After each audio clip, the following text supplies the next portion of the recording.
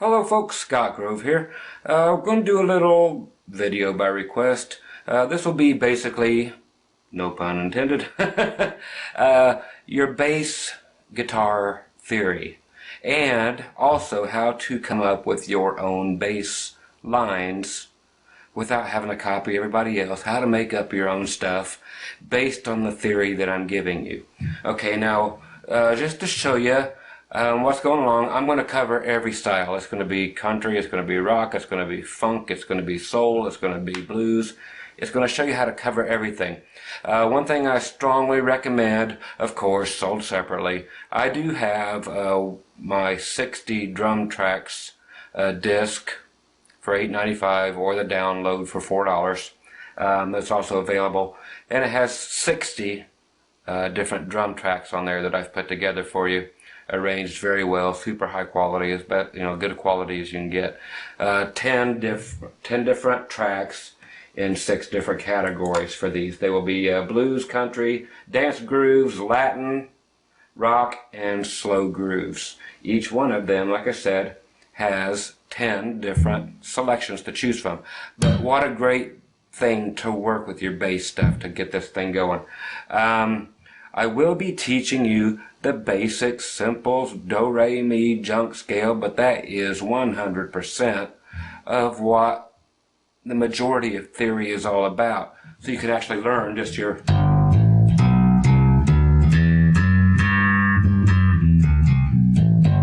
your old do, re, mi thing, but that is the key to all theory. So if I actually ask you to play a root fifth in the key of G, you'll know how to, after this lesson,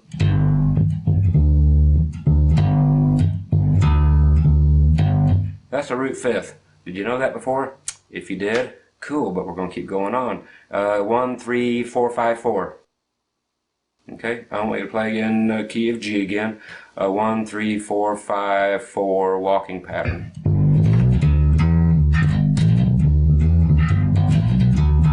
1, 3, 4, 5 and C. Same thing back to G. Okay, that is 1, 3, 4, 5. What does that mean? I will show you.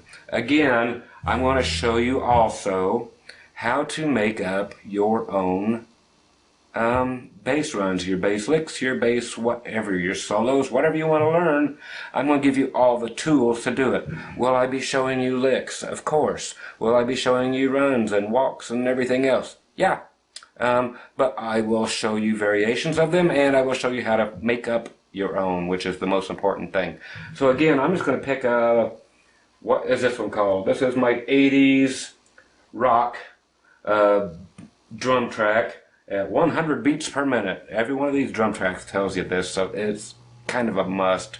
I would strongly suggest it unless you have your own drum tracks. Okay, when I was growing up, you had to buy 10 drum tracks in whatever style on a very big album for $10, and you get all 60 of these for $4 if you want to download them here and now. It takes less than like 5 minutes to download them. So strongly recommend this for bass players to make up stuff.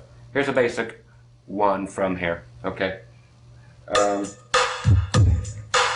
I'm just going to pick the key of C right now just to demonstrate different things that I'll be teaching you how to do. There's your bass track. Okay, you can go as simple as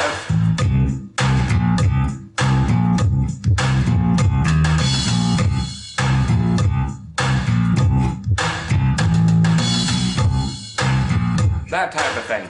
And of course I'll show you how to do that. If you want to do something kind of funky, I'll teach you how to do that same thing.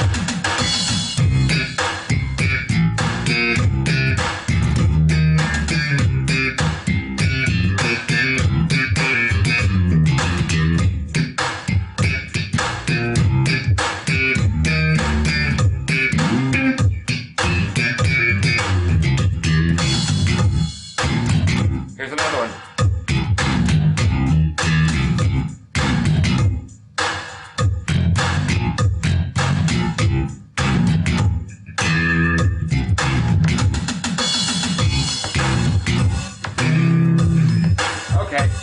you see where I'm getting at. There are a million things you could do over that one drum track, but it depends on a lot of things. And I'm going to show you how to play with drummer boys. Okay, listen, bass to the bass drum. Boom, boom, boom, boom, boom, boom, boom, boom, boom.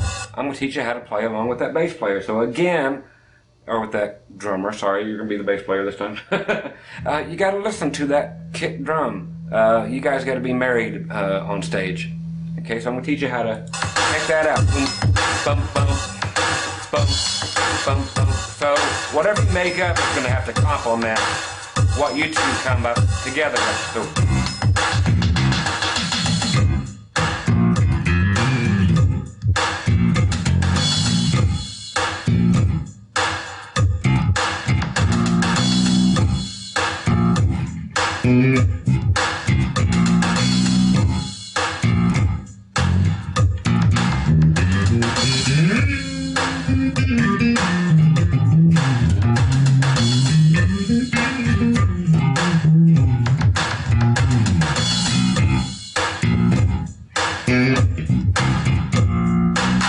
okay, so you see where I'm getting at. Like I said, it will go all the way to, I'll take you totally the other scale. Let's go to very fast country something here. A fast boogie. You will get this stuff too. Check this out. Imagine playing that. Yeah, I'll teach you this.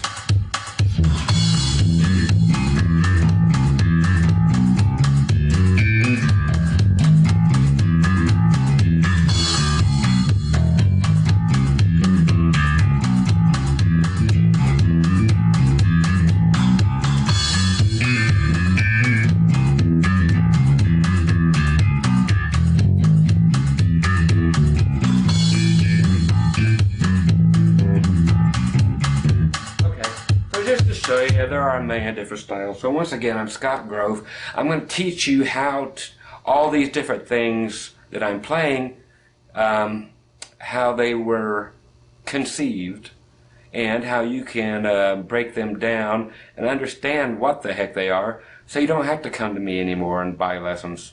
You don't have to take lessons at the store. You don't have to take lessons from anybody ever again after this one, hopefully. Okay, so you shouldn't have to pay money to learn to play. It's just sick and wrong. I'm glad you get this lesson, but after this, heck with it. Don't pay me anymore. Be done with it.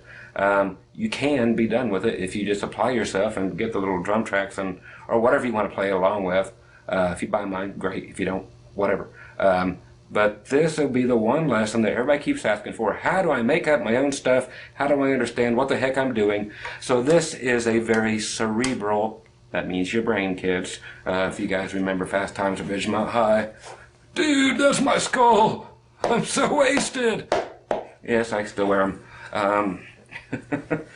And anyway, so it's a cerebral video. You will be taught smart stuff by a dumb guy. Okay, so that's about it. I will teach you how all that junk worked that I played. I'll show you how to play that stuff. But I will show you how to make up all your own licks for yourself that will complement and create new stuff that I want to hear. I don't want to hear the same old junk. I want to hear what you make up. I'm ready for all the new bands, the new players. So, again, this here is just, it's like opening up a big toolbox and all of a sudden you have access to every tool in the world in that one little toolbox. So think of it that way. Okay. So once again, Scott Grove, grab this thing, get off your butt, and learn something. Just because this ain't Metallica or AC/DC or Jocko or anybody else. Hey, if you ever get a chance, Victor Wooten, YouTube him. You think you're a bass player or you've ever heard of one, go check out Victor Wooten, W-O-O-T-E-N, and watch him put everybody else to shame. That's the guy to watch, kids. If you don't know him yet, just go out there and see what a real bass player is. So once again, I'm out of here. Grab the video. Do yourself a favor. Don't pay a dime for anybody else's. Why? Because they're going to suck. They do. They really do. So this is all you're going to need. Promise. Otherwise, you keep it. I give you your money back. And you still keep it. You can learn from it and say, I didn't like it, and lie to me, and I do give you your money back. Otherwise, use it for a drink coaster. But best money you're going to spend, so I'll shut up. Anyway, buy the thing, and I'll see you here in a few minutes, okay? Bye. Okay, here we go with the old do-re-mi thing. I end up showing this on every video. Why? Because it is a must. And especially, since this is theory, you better learn it, because this is 100% what it's about. Okay, the typical scale, if you will, major scale, is such. I am taking it for granted that you already know where your notes are. I won't show you where all your notes are on the bass because I'm charging you. There are things all over the internet or little posters or whatever. You can learn where your notes are at for 100% for free. So if you're paying somebody to show you where your notes are at, you're getting ripped off. Anyway, so we'll start this in the key of G. I will actually give you a few heads up for those who don't know. In G, 3rd fret here on your low E string. I'm using a 4-string bass strictly because if you have a 5-string, you'll know how to adapt to it, and everything is relative. So here at the first dot or your 3rd fret on the low E string, we are going to do a major scale in G, which will be the do-re-mi thing, which will sound like this.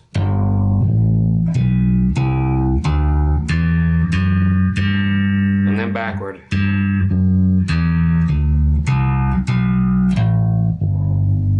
Okay, we have to do this. Everything will be related 120% to this.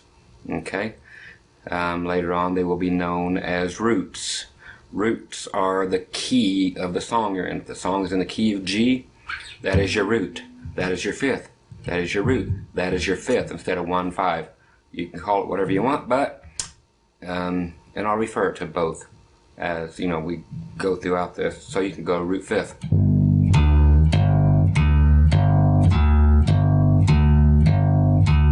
Okay, if I want you to do root 5, flat 7, octave root, or what, you know, that would be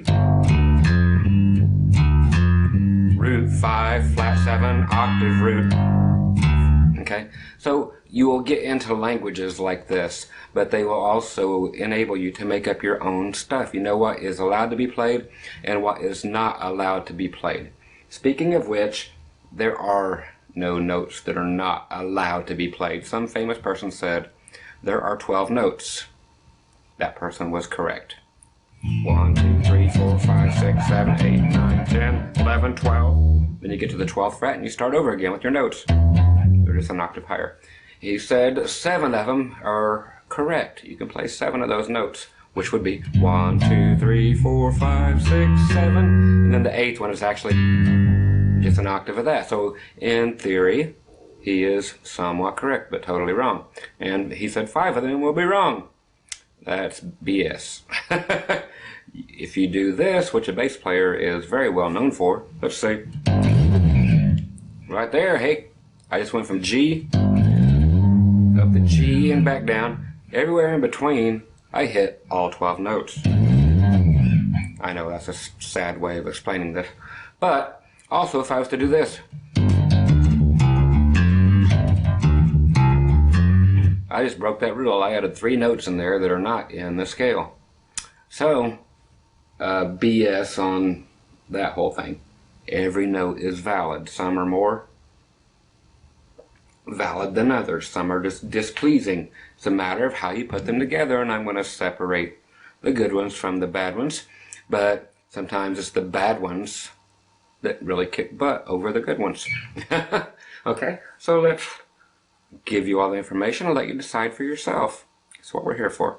Okay, so this whole scale thing is going to be in the key of G for now, and then we'll put it in every key in the world, or you will. I'll show it to you in a couple, then you get to do the rest. I'm not going to waste your time with showing this to you in every key. Okay, so we're going to talk this out as 1, 2, 3, 4, 5, 6, 7, and 8 will be your octave higher. Okay, so we're not worried about what the actual notes are, except for we are in the key of G. So you have G. You watch what fingers I'm using down here. I don't want to waste your time again saying I'm using the first finger or the third finger. Some of you people have longer fingers than I do, and you will use whichever fingers you care to use. If you really want to look, it's on the screen for you. So 3rd fret, low E string is 1. Here's 2 to the 5th fret on the low E string. We're going up to the A string. 3, 2nd fret. 4 is going to be 3rd fret on your A string. We're still on the A.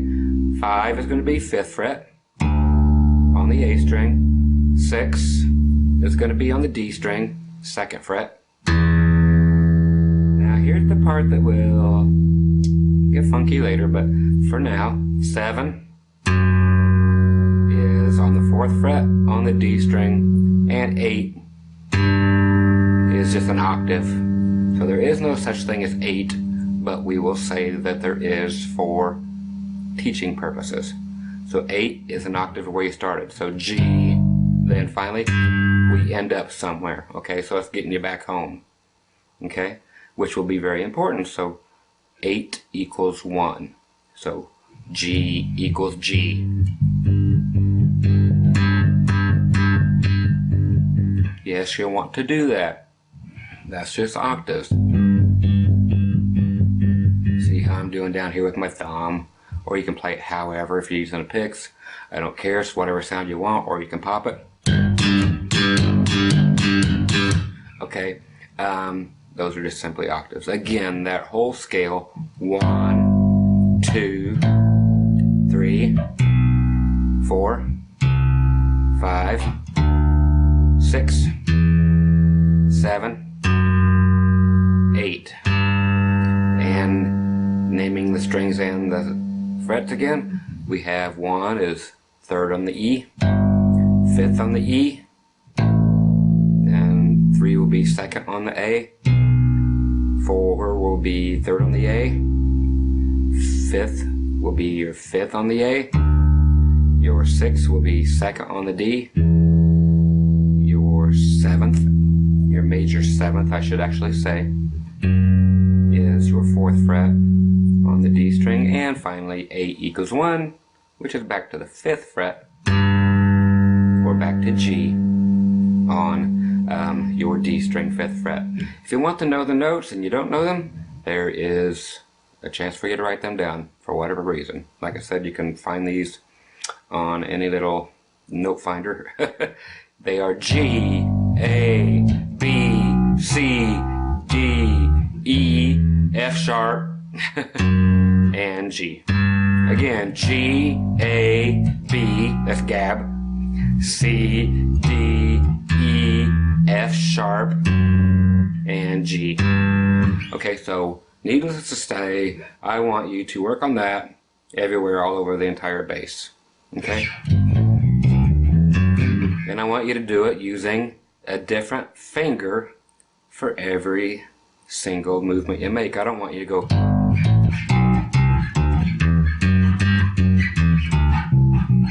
using one finger because quite frankly it looks guitarded. Alright? You don't want to look guitarded.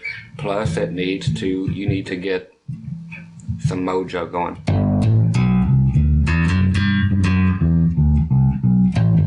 Will you play that just like that? Probably.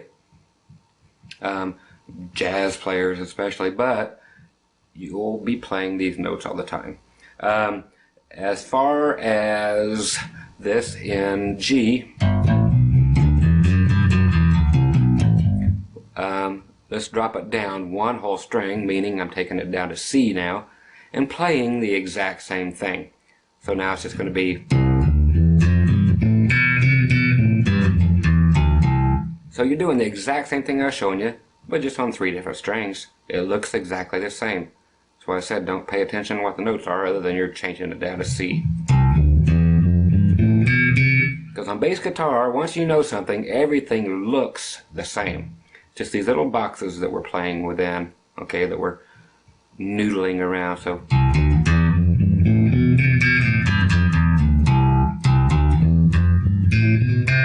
can figure your own right hand out, okay? This is about learning all the notes. You can, if you're a pick person,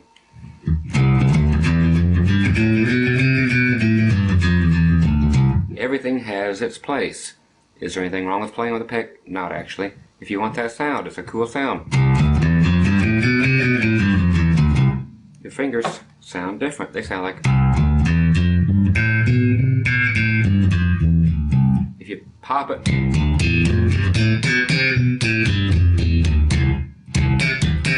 Okay? You know, they're all different styles. So I have lessons on all the styles, but right now this is theory. Okay, and again, let's take the whole thing up to D, 5th fret on your A string, and play the same scale again.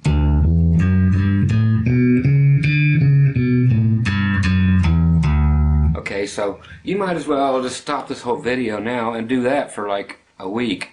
Am I kidding? No. I drink a lot, yes, so drink with me. Arizona Diet Green Tea with ginseng and caffeine free, in case you want to know what my cocktail of preference is. 3 gallons a day and you pee like a racehorse. That's right, folks. Anytime you see a little glitch or an edit in the video, I went off to pee-pee. I know, TMI. Anyway, back to what all this amounts to. Let's show you something very basic. I'm going to get you a blues pattern.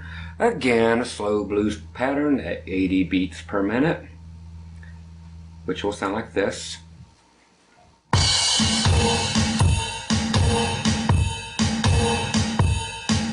And we will actually come in about here. And a 1, 2, 3, a 4. Boom. Now playing this, little scales I showed you, instead of playing with a metronome, is so much more enjoyable because you will never be on stage playing with a metronome in your band. Hopefully you'll be playing with a drummer. Okay, so here's your scale. Just practice it.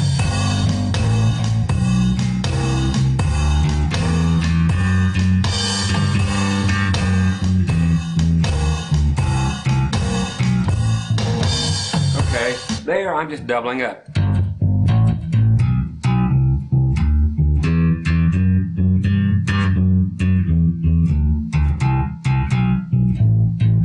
Why? Because I felt like it. That's what this whole video is about. Because you felt like it. This is to find your own way. I have my own way. I'm going to teach you to look for your own way. You're going to learn my way because it's in here. But I urge you to step outside the box, take all this information, play it backwards, forwards, inside out. Start your stuff in the middle. Work your way forward and then go to the beginning and then work your way back towards the middle, but then have a change of heart and then just go backward instead of stop and then just go back. Okay, don't go all the way through the whole thing. Okay, there's no need to half the time. Do 3 notes.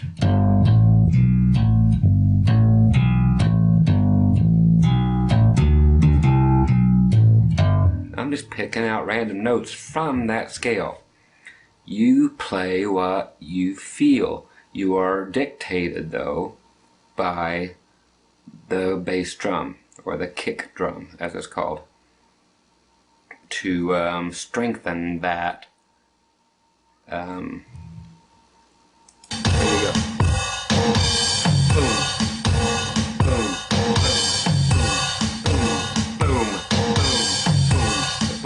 So he's playing very straight, just on the 1 and 2 and 3 and 4, so up.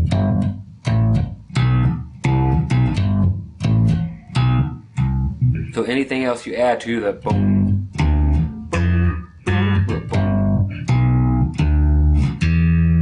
Okay, so that type of thing.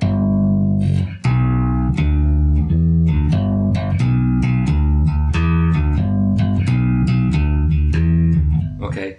You will be actually adding notes to what he's doing, but you are still hitting a note for every note that he kicks on the kick drum. so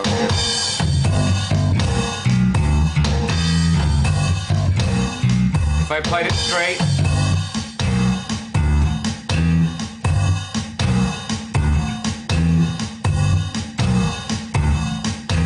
so it's a matter of how much room you want to leave for him to breathe.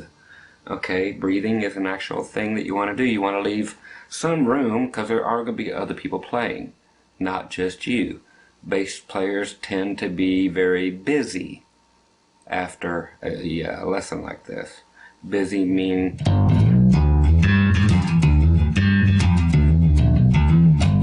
well, sure. If you have the place for that, it's groovy. If not, you got to be the rock and suck it up and let the lead guitar player or the piano player, whatever, do their thing, and you got to get out of the way and just be a solid as a rock with the drummer and just lay down a groove. Okay, if you just needed a good simple groove for this, okay, let's get into the middle there. Okay, for that, the simple groove would be like,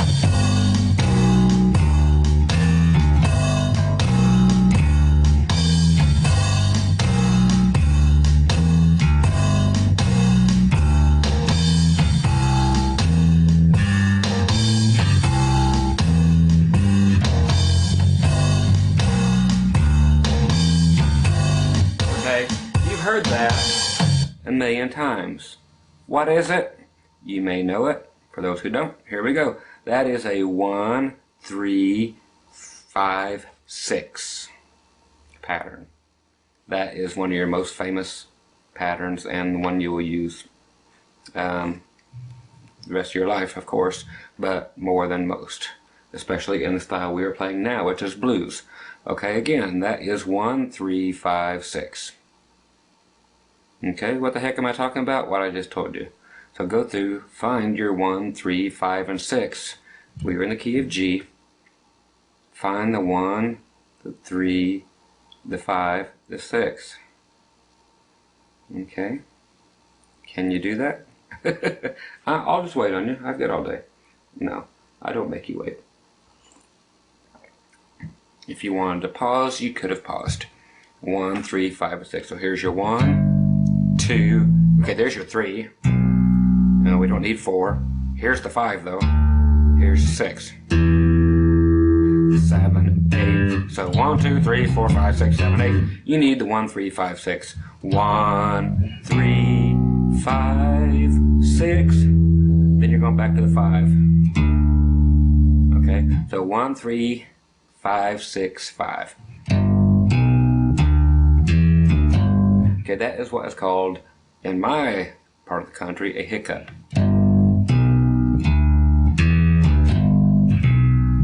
6, 5, 1, 3, 5, 6, 5, 1, 3, 5, 6, 5, 1, 3, 5, 6, 5, 1, 3, 5, 6, 5. I just switched to the key of C, or down to the C chord. Okay, so that is your 1, 3, 5, 6 basic blues walk.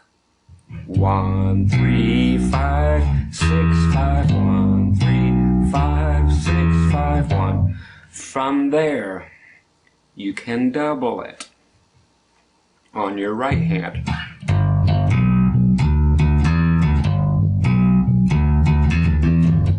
What did I do? Bouncing back and forth between the 5 and the 6. Why? Because I felt like it. Do anything because you feel like it. Any of those notes in that scale are safe to hit.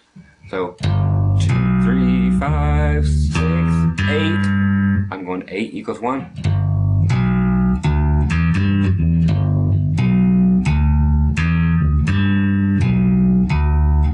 What I do there? I substituted the 8 or the 1 for the original one. So 1, 3, 5, 6, 5, 8. 3, 5, 6, 5, 8. 3. Just because I wanted to. Okay, so do everything because you want to. Change a note up. 1, 3, 5, 6.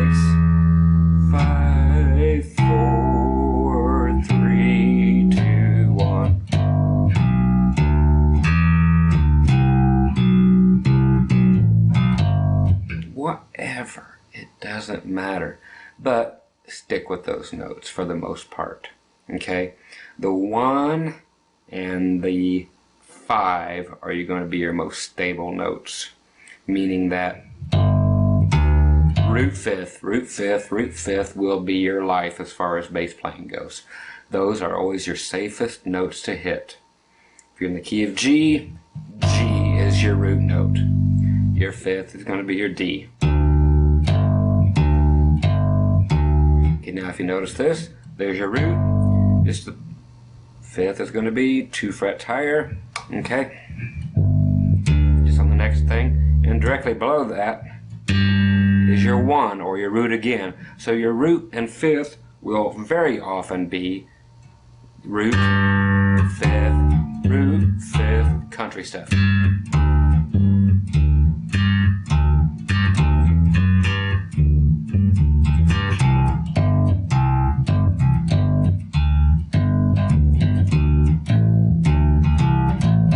Okay, so we will get into that too. Okay, so that is your introduction into just the scale and how things kind of work. But you can select anything out of these. I want to show you that. In the key of G, we're going to stay here for a while till we learn something. The thing I said about some of the notes being wrong according to the big theory teachers out there. Okay, let's bust that up right now. Okay, we need to know that 1 is here, 4 is straight down, and 5. 4, 1, 4, 5, 4, 1. Why am I teaching this? 5, 5, 5, 4, 4, 1, 1, 1. 4, 4, 5, 5, 5, 4, 4, 1.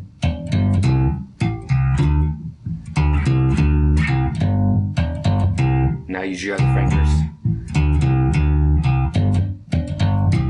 Okay, so you hear what's happening here. These are the root of all evil and the roots of all songs.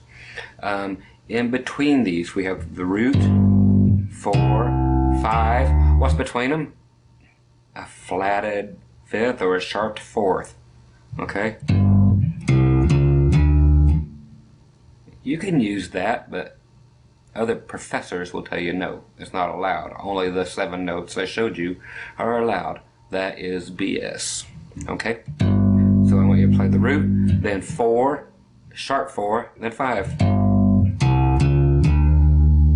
Then I want you to play 6. Okay? Or that's actually not even 6. 5, 6. The sharp 6. Which is actually going to be your major or your dominant 7th. And this is what I really need to talk to you about. Okay? But for right now, I want you to do the exact same thing. Climbing up from your flatted 7th, or your sharp 6, to your major 7, up to your 8 or your 1. So I want you to go.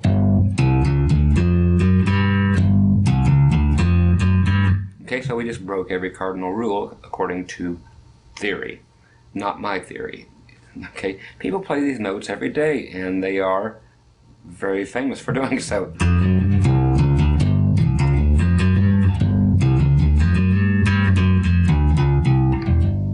Okay, so you are allowed to play them all. They are called passing notes. They just kind of fill in the space. But sometimes they often dictate what's going on.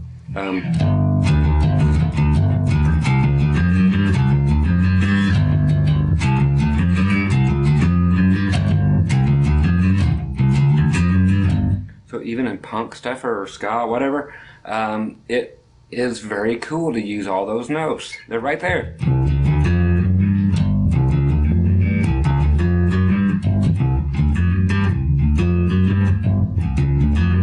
You know, that could be your hook line, your melody line, or whatever that makes, people know what the heck the song is. Okay, so don't throw anything out. It's all usable.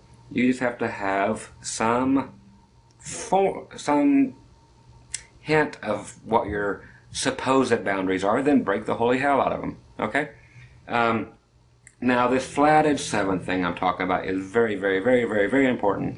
How often will you actually use the major seventh? Okay, so count to 7 with your scale. 2, 3, 4, 5, 6, 7. Not very often. It depends on the kind of music you're playing. The one you're going to hit most of the time is going to be flatted 1. Okay, so right past your 6. So count it up again. Get to 6. 1, 2, 3, 4, 5, 6. The one you're going to play most all the time, 95% of the time, is going to be that. And then 8. Okay? It sounds horrible right now, but I'm going to show you why it is not horrible. It is actually the coolest thing you're going to have. It's going to sound the most out of place out of anything you've heard me do yet. Okay, again, I'm going to do the scale, but I'm going to do it the blues scale way, which is putting in the dominant, okay, or the flatted seventh. 1, 2, 3, 4, 5, 6, 7, 8. It sounds wrong until you use it in every song in the world. Then it sounds right. Okay, what do I mean by this? Okay, here's 1, 5, 1, 5. There's that flatted seventh or whatever. And then back to 1 or 8.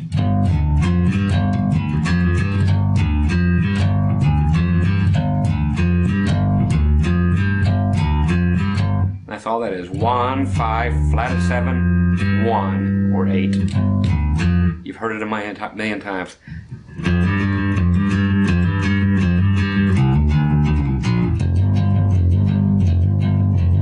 Where would bass guitar be without breaking that rule and going to that flatted seventh?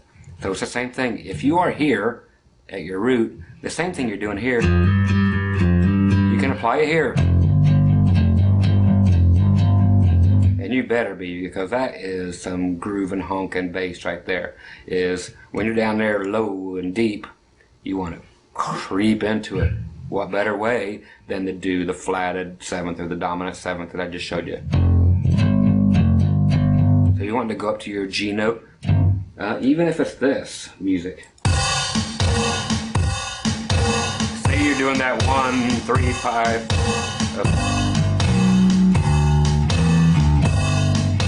Here we go.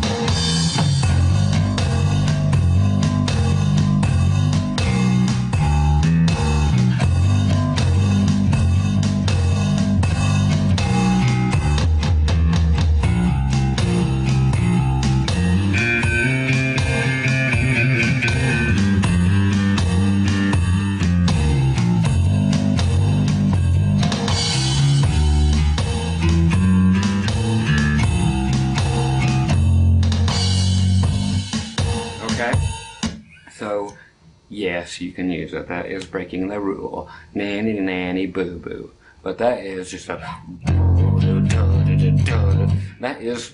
That's bass playing right there, kids. Okay, so that is one major chunk in disproving a lot of things. That you can use everything you want. I'm going to use a pick for now to show you one thing. Okay, to use the notes in between, like we just did. Very rarely we ever use anything like the 1 sharp, which means sharp means go forward, flat means just go backwards, so it'll be a 2 flat or a 1 sharp. Here's a 1 sharp. You're probably never going to use it, but if you do, cool. The 2, of course, you'll use.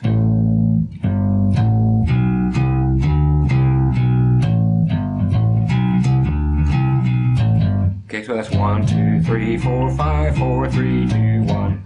Okay, so you can use it however and whenever you want. If you don't like the way that sounds, pick a different group of notes. Skip the 2, skip the 3, skip the 4. Go right from 1 to 5. That's just 1, 5, 6, 5. I'm picking notes at random, but they are within what is allowed. Then if you want to stick nasty notes in, you can. Okay, so just want you to know that all these you can play, but that one you're probably not going to play. That 1 sharp or 2 flat, that will probably never happen. All the other ones, go for it. Okay, in the same thing, in this blues thing, I'm going to show you how to take this scale and not look at it right here in this box. Okay, here's 1, there's 3. Okay, that is your B note. Okay, there's more than one way to skin a rabbit, and there's more than one way to play a B note. Okay, so if you take your G, your 1, and then now we're going to take our finger here on the pinky, or whatever you want to use, middle ring finger I like to use, slide it from the 2 up to the 3, which is here. You know the 5 is here because we've established 1, drop down for the 4, up 2 for the 5. So 1, slide from 2 to 3, then you can play the 5, and then 6, which is 6 down here. It's an E note, E. So 1, 2, slide up to 3, 5, 6, 5, 1. So we're doing the same thing we were doing before. 3, 5, 6. Now we're going. So you know this, you've heard it at least.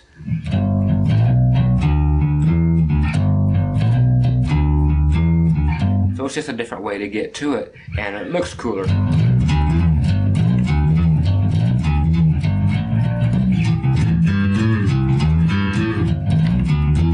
So now you're moving, you're still doing that same walk, because you got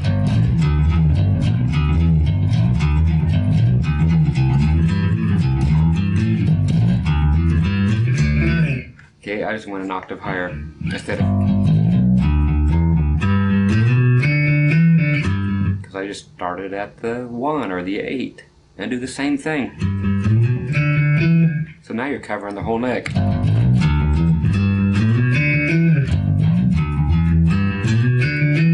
Okay, so I just did 2 full octaves of the same thing.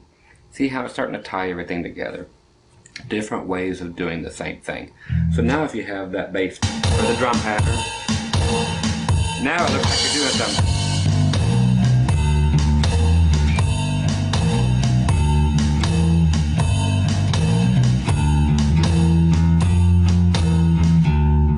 Okay, all I did there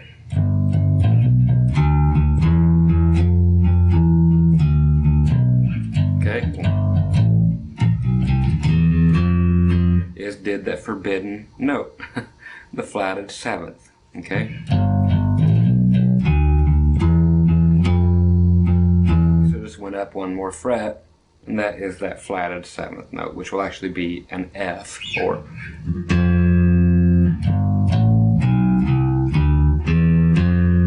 see, I told you it was going to sound cool in a second.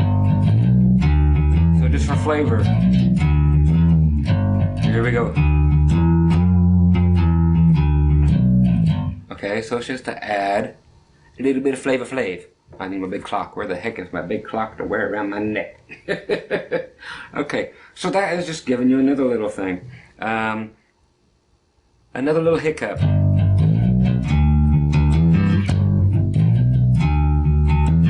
That is stepping up to your 8 or your 1, your octave up.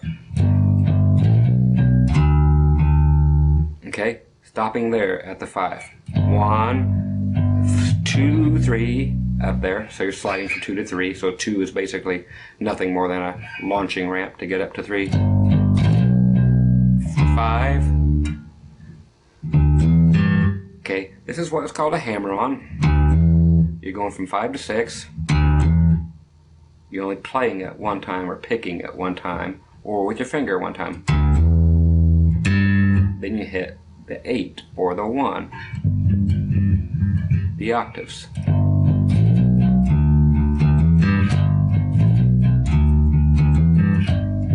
Just hear it. Play it with the track, just for fun.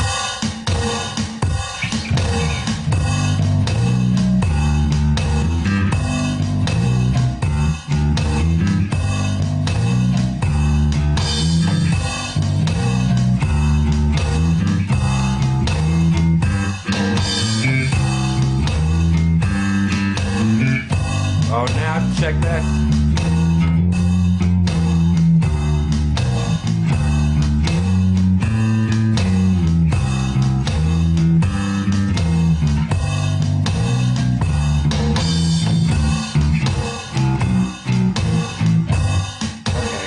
So I just did a full regular 3-chord blues thing, but that was to show you just another variation. That's just going 5, 6, 8, or 5, 6, 1.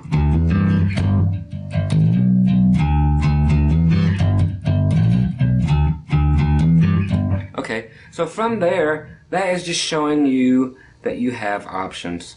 Now I want you to go off elsewhere and play those drum tracks. Yep, you would have had to buy them. Oh well, if you didn't buy them, looks like you got some ordering to do. Do I upsell or what? Okay, anyway, there should be a place for you to enter your credit card number right now, flashing on your screen. No, it's not going to happen. Make up something with all this stuff. This is where it's about. Quit copying me now. Okay? So if you're going... Okay, what do we know? What can we do? Let's use something that is called a minor. Okay? No, not people trapped, you know, in Korea or something altogether in the mines. No, not those miners. Okay, let's go to the octave of that G so we can really hear it. Okay, now do that scale again. 1, 2, 3, 4, 5. Just for fun. You can go that far with it. Now I just want you to go 1, 2, flatted 3. Okay, which is 1, 2. You're thinking 3. Okay, 1, 2, 3, but we gotta flat it. So it's kind of hard to hit. Well, guess what? Right there it is. Like I said, there's more than one place to play that note. Okay, that note is actually a B flat or an A sharp. I want you to play that. That is a minor. But it doesn't matter if you're in major or minor keys. You're just using it for flavor. You're not staying there. You'll come back to home base or your 1.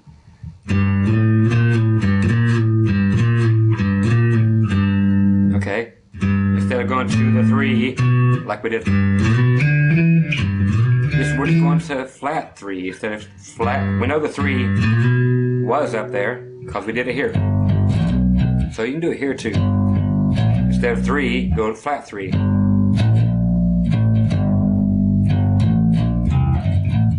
Okay, you can see what I'm getting, but it adds some flavor to it you normally don't have. Make things up, okay? Okay, so you're not sticking to the 3. You're going to the flat third or the minor third. Okay, I want you to take this all the way down. What I did, it was cool, correct? Is your flatted third, your 2, and down to your 1. Now I'm going to go same exact thing, same thing. What is it? Well, we're here for theory, so let's find out.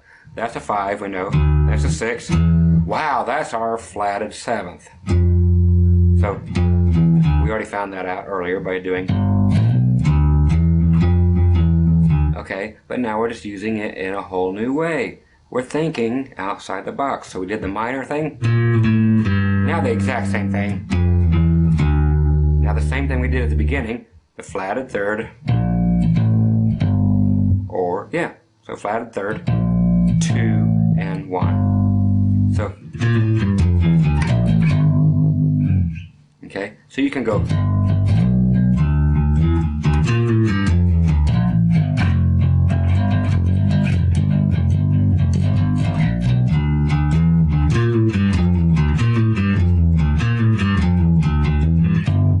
Whatever floats your boat. I just made that up. If you want it, go steal it. I don't know what I did. I just went with the rules and bent them a little bit. Okay? And speaking of bending them a little bit, because you're a bass player does not mean you cannot bend notes. Okay? So the one I just showed you where it did the flatted third up here, that's it gets almost a fretless bass sound. Take it. You have your finger here at the 5th fret. Now here at the 7th. Now you can use the strength of both fingers to bend that note up in the air and release the bend.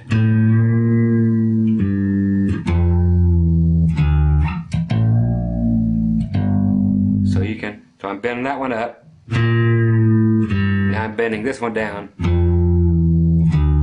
Now here. Hear how cool things are starting to be? That's not just for guitar players, bass players. You have the freedom to do what you want, but when there is a place for it. There is so much else going on within music usually, with all the lead players, horn players, keyboard players, singers, blah blah blah, sax, blah, whatever you got. And your place has to be picked where you can do something cool like that. Okay, you might only get one place in a song, but make it count. But something that easy can be so flippin' effective. Okay? Especially something like this.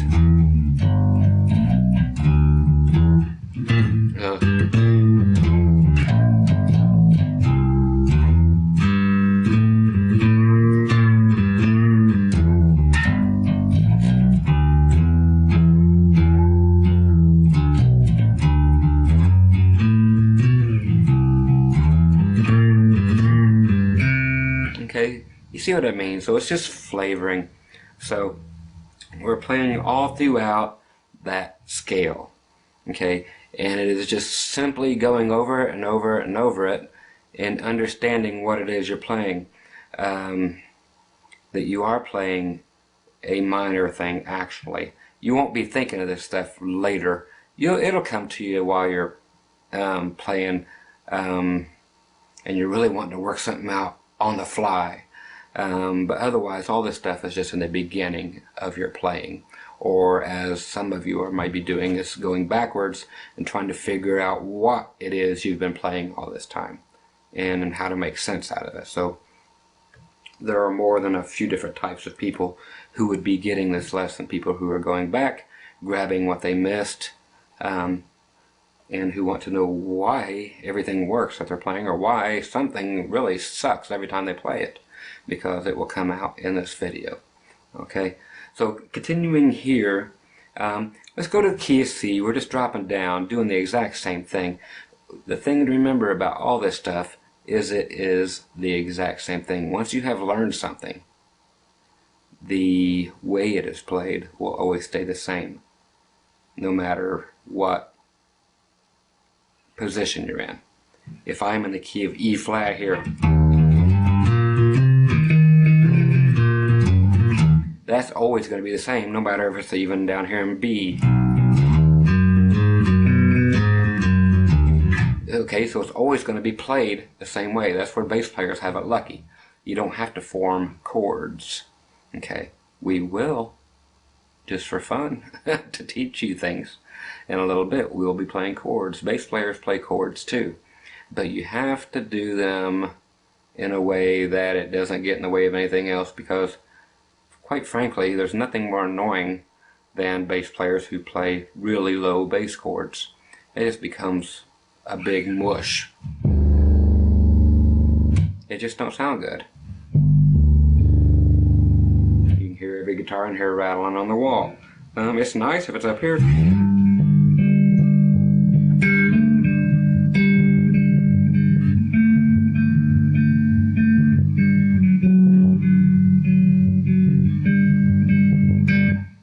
So there's places for it. Okay, anyway, we're going to go up here to the key of C. We will get to all that stuff.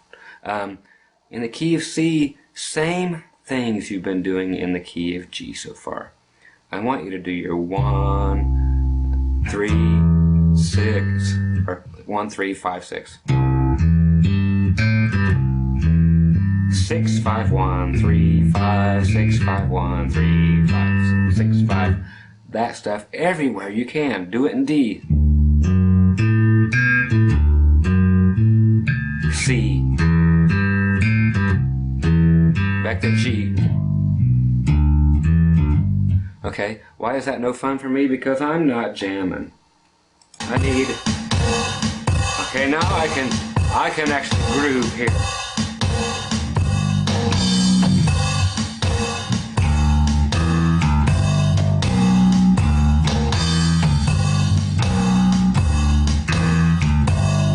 Now I'm going to C.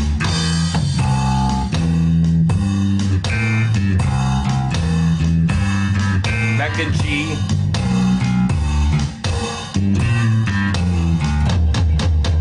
D.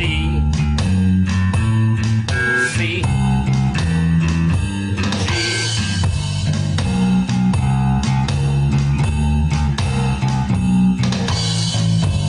Okay, so all this tying it together stuff is getting ready to happen. I'm going to show you how to get from the D, C,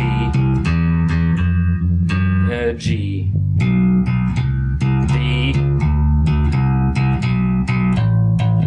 how to make those little transitions to get you from one chord to the other chord seamlessly, effortlessly, and sound like a pro.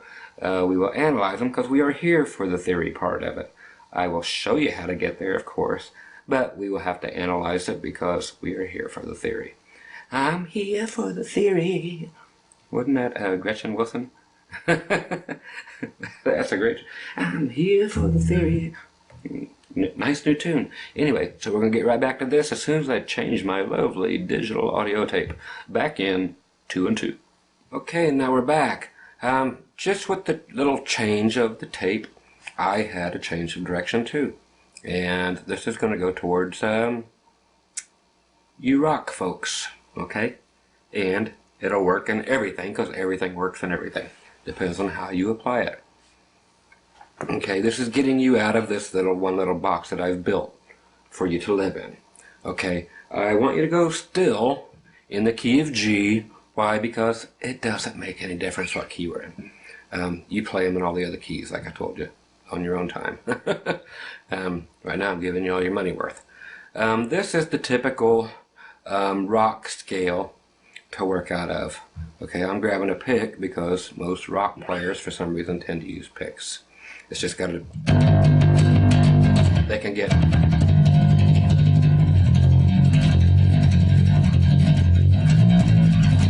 that kind of stuff where you can't do it with your fingers. Okay? There are advantages to everything. This is something I just want to show you that is going to get you through a whole heck of a lot. Okay, let's go to your G, but I want you to do it with your ring finger. I'm going to tell you how to do it now, because this is what I want you to do. And then you can mash it up, mess it up, paint it up, flip it up, smack it, flip it, right, bad, checks, whatever you want to do with it. I want you to do that flatted 7th. Okay, now the 3, if you remember, 1, 2, 3, 4. Actually, I want the 4. I want you to go and do the same thing. Just go up to this where the 4 is. If you think about it, here's your 1. Your 4 is straight down. And your 5 is 2 up.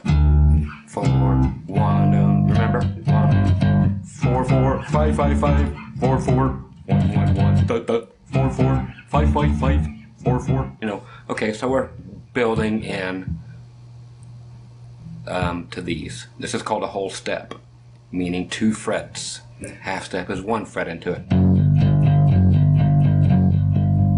Okay, that's a half step.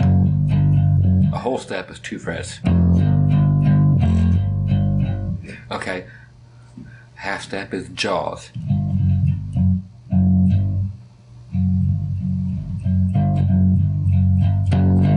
If you remember the movie. Okay, I want you to do it again to the 4 or the 4. That is what it is. So to your C note, 1, 2, 3, 4. So from the 1 and the 4, and to the 5. So you're doing 4, 5, 4, 5, and then to the flatted 7 or whatever. We're doing an octave higher than where we began.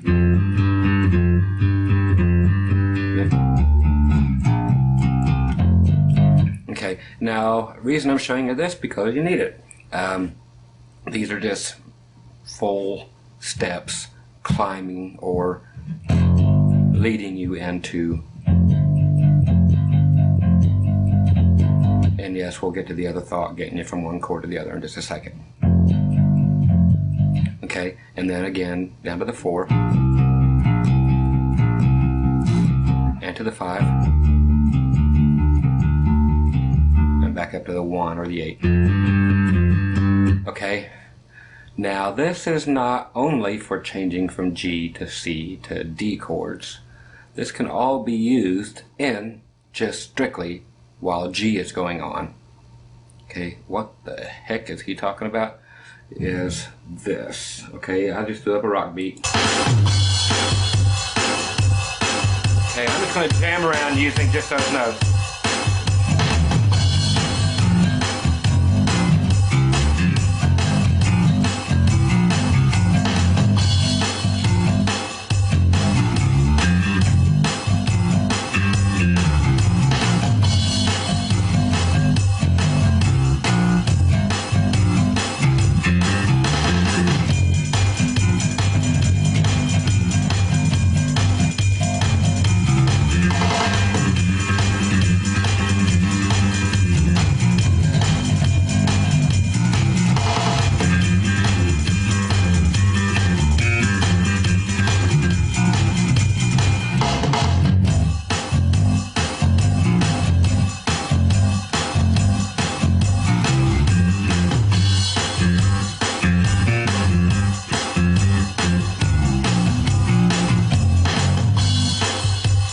Okay, so that is using nothing more than what I just told you.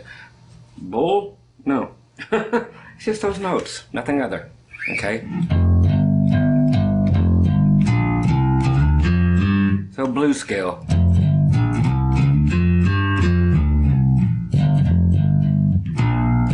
Little bend towards the floor.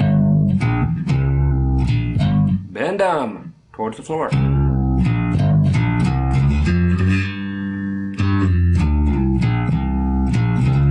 You can go, or here, get sinister.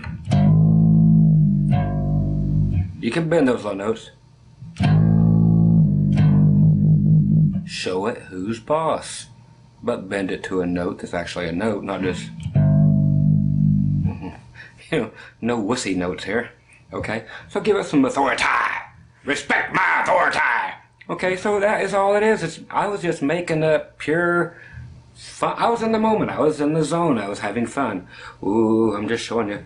Gotta love the big Iceman bass. This is the IC 200 or 250, I think, EX from Europe. No USA model here, folks. You can't find it here. Groovy bass.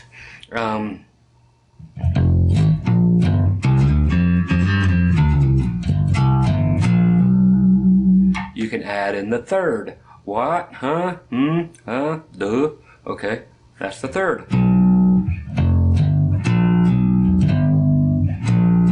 So it's flatted third. Slid it into third. 1, 2, 3. Okay, so it makes sense to you what it is that we're doing. We're going to the third. Even something as dorky sounding as that could be a hit song. Nothing more than those 3 notes.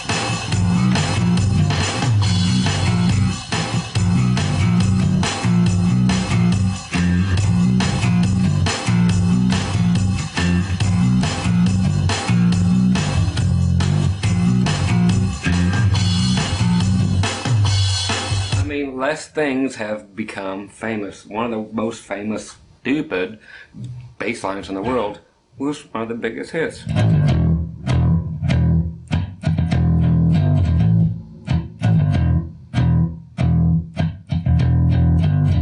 You don't know it? you're looking at Another One Bites the Dust by Queen. Go back and check it out. Okay.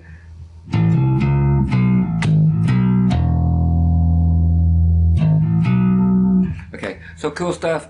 The easiest stuff in the world like that can be used. Okay, now I just wanted to show you that because you can use that whole thing as a lick in itself. Okay, starting from the octave higher. Pull it off from the 8 to the flatted 7. Then from the 5 to the flatted 7. Okay. Now from the 5th to the 4th to the flatted 3rd. Okay. Then finally to your 1, and give it some girth or some shake or some have a seizure.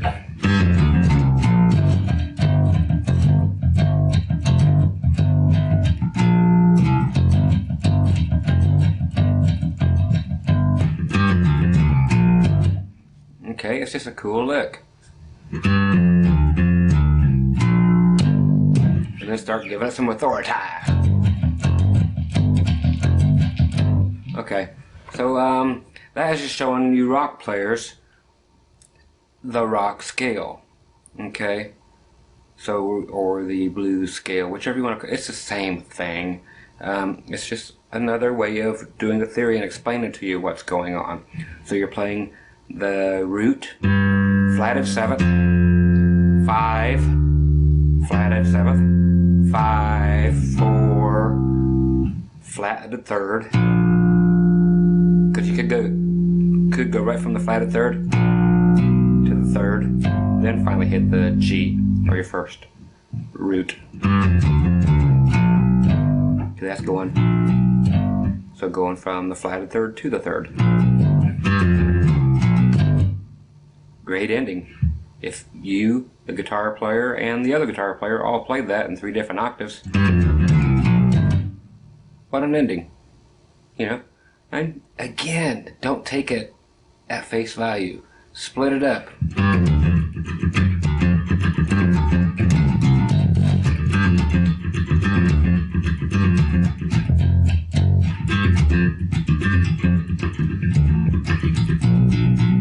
You know, whatever. I'm just making this up as I go, and you're paying me for it. But this is because I know theory, and hopefully this is helping you out. This gives you all kinds of ways. And once you're stuck in that mode, it's hard to get out. Once you're stuck in,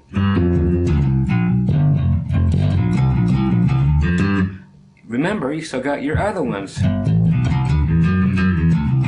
And your all these to work with. You have all these different things now. And this is just in G. Okay? And don't forget, there's a G that starts here. So your A string, go back 2 frets from the 12th. And now you're in G again. You got octaves.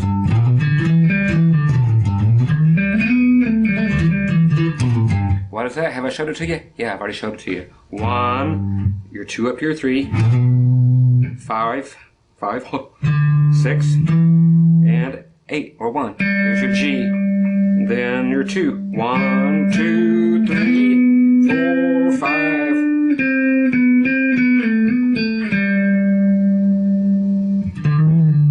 What is that? That is your 5. 1, 5, 1, 5, country, 5, 1, 5. That is 5, sharp 5, 6, flatted 6, or sharp 5, back to that. One that you're not supposed to ever use.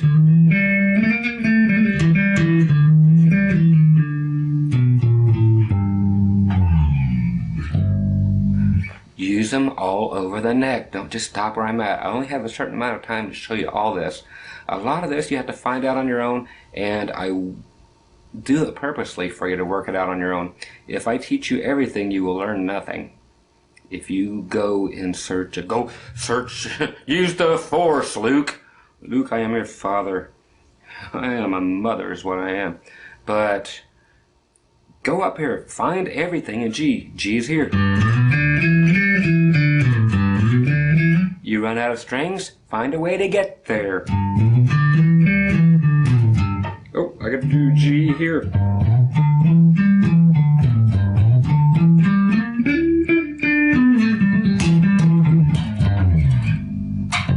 Now I'm going to get sinister again. Okay, so there's all that information.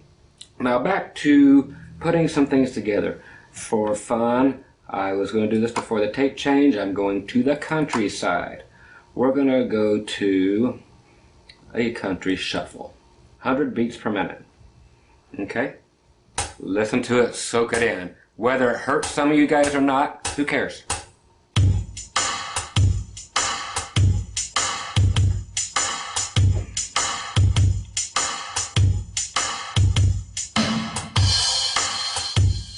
Okay, so that is a basic shuffle. That is your 1, 3, 5, 6, 5, 1, 3, 5, 6, 5, 1. Or this way. Most bass players might play this way. But they're going to play with their fingers.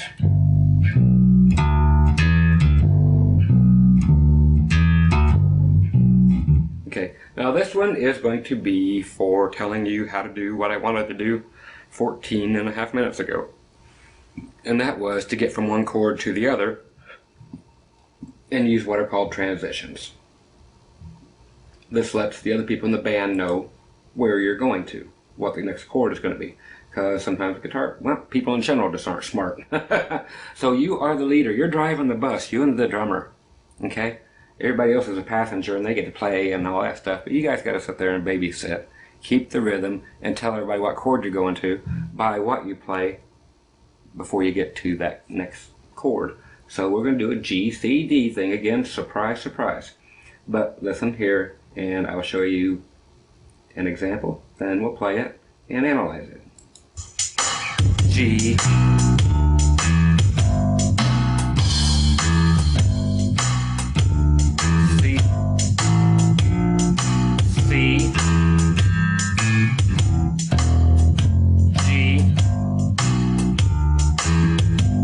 Go to D, C,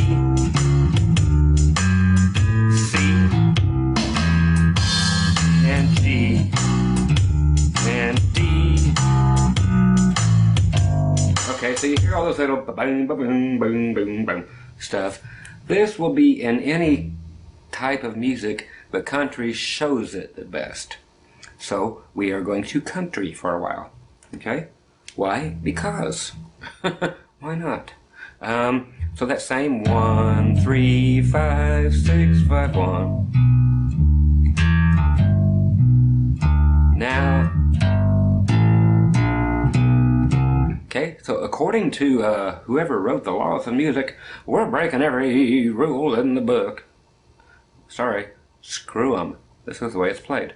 Okay, so we're going to play that G, A sharp, B, and then C.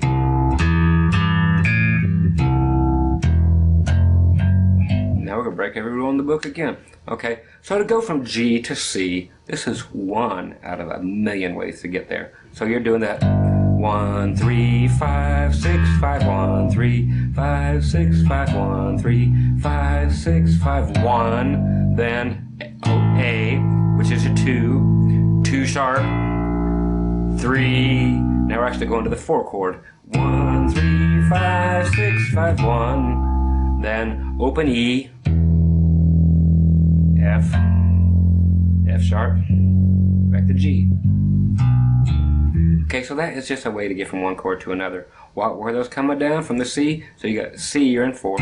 Okay, so C. Now we're in the key of C, so E is actually your 3 of the C. 1, 2, 3. Because it's not actually back into the new key again until you get there. So we're thinking in the laws of C.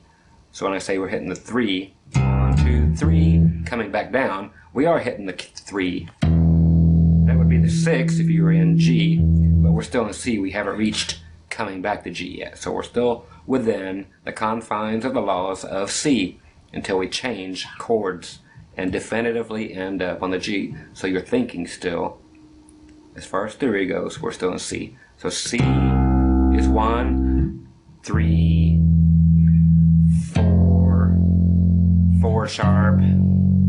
Now it is back to 1 because we are in G. Okay, it changes laws right then. Then 1, 3, or 1, 3, 5, 6, 5. Okay, so you see what I mean? So while you're there in C, that means 1, 3, 3 sharp. Okay, or 1, 1, 3, 4, 4 sharp. And that's not 5, that is 1 because we finally hit G again.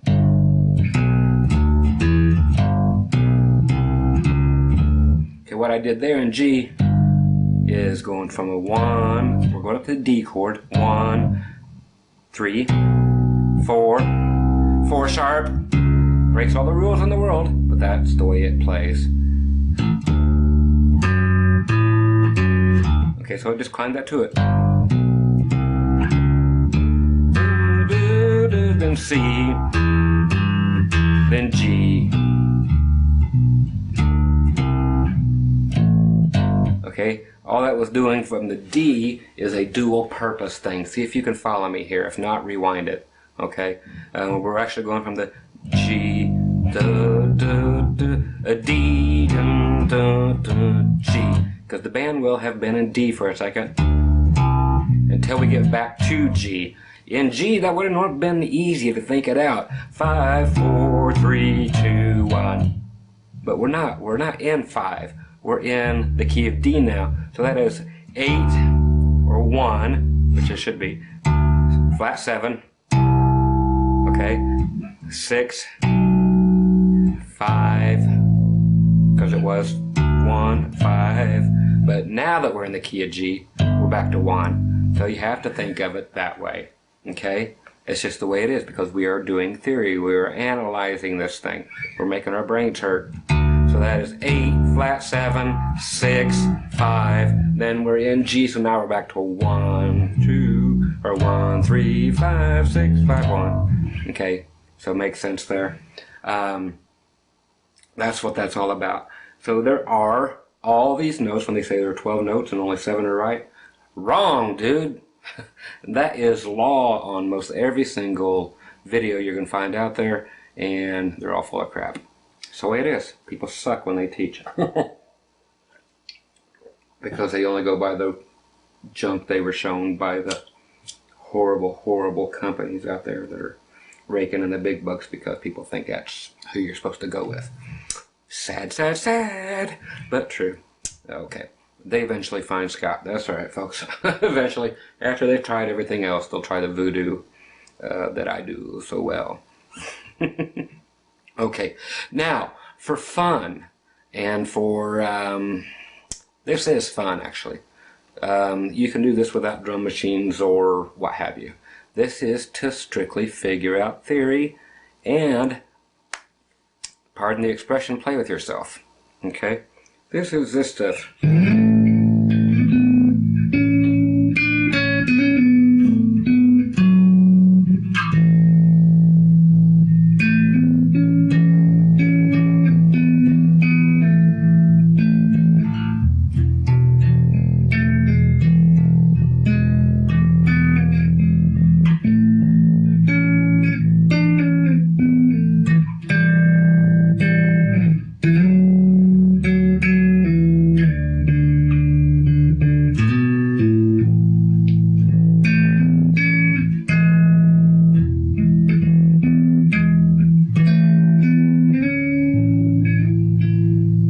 Okay, this kind of thing. That is all theoretic stuff. Theory is short for theoretic. Yes. Okay, here's the first time I get to use this. Ooh, look at that. Zooma, zooma, zooma, zoom. Why haven't I been using that all along? I forget it's there. Hey, you know, 70s and 60s were not kind to my brain. Okay, so what we're going to be doing here is accompanying ourselves. I will actually need to zoom out just a little bit. Good enough. Bzz. Gotta buy a new guitar cord. Tell somebody else about these videos and so I can buy a new guitar cord. Okay, so what we're going to do right now is play, okay, I want to teach you this. A string with your thumb, watch it wobble, yeah, it's like jello, watch it wiggle, see it jiggle, and we have to do the whole scale all the way up the entire neck, okay, on one string, and this time it's going to be giggle, giggle, giggle on your G string, okay, so 2nd fret, but we're going to play our bass note, or a 1 with our thumb, the other one with whatever finger you want. I'm going to use my 1st finger. So that's your 1, bring it up to 4th fret, that's your 2,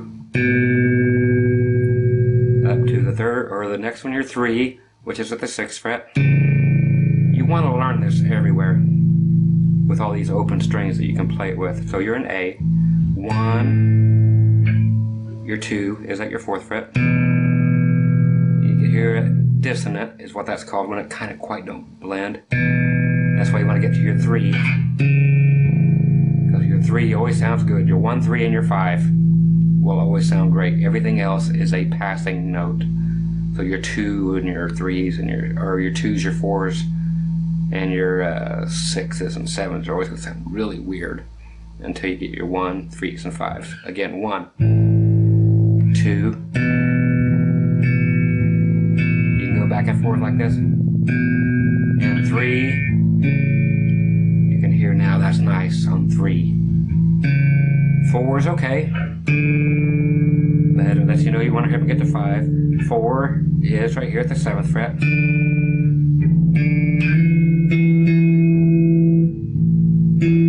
Okay, that's at the 9th fret. That's your 5. Okay, your 6 at the 11th fret. Now with this kind of music is where you want to use your major 7th, not the flattest 7th.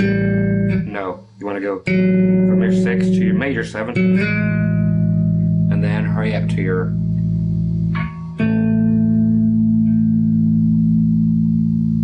your 1 or your 8, however you want to call it.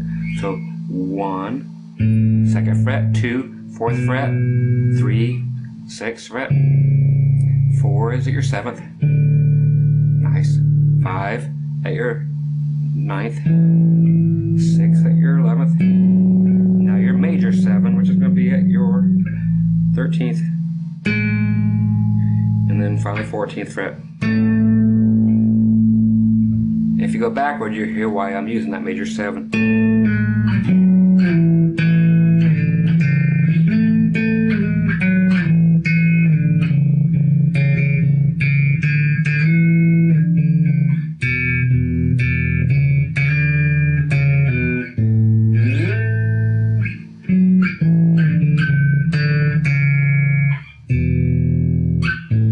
Okay, so as crazy as it sounds and weird, little Christmas songs like that will help you more than anything that I have taught you so far.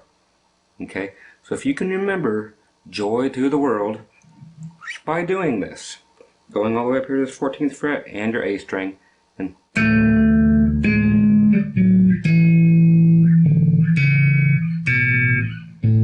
that will let you know you have your scale right. Okay? Okay?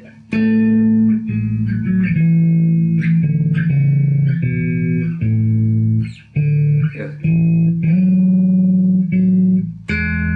Let's go into low E string, and then back to the A. Then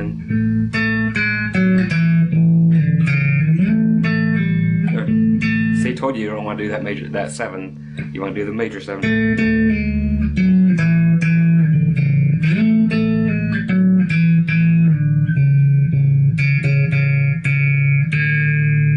E string, back to that.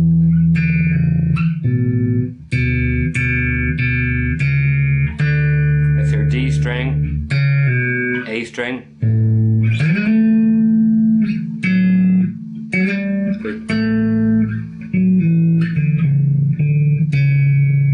low E string,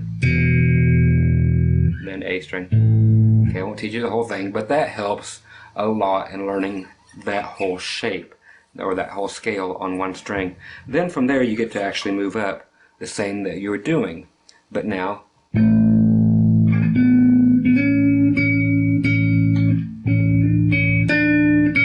you're like, dude, what's with all the Christmas stuff? It teaches you theory, and I'm here to teach it, kids. So if it takes Christmas songs to do it, same scale, okay? So here we go. Thumb and finger.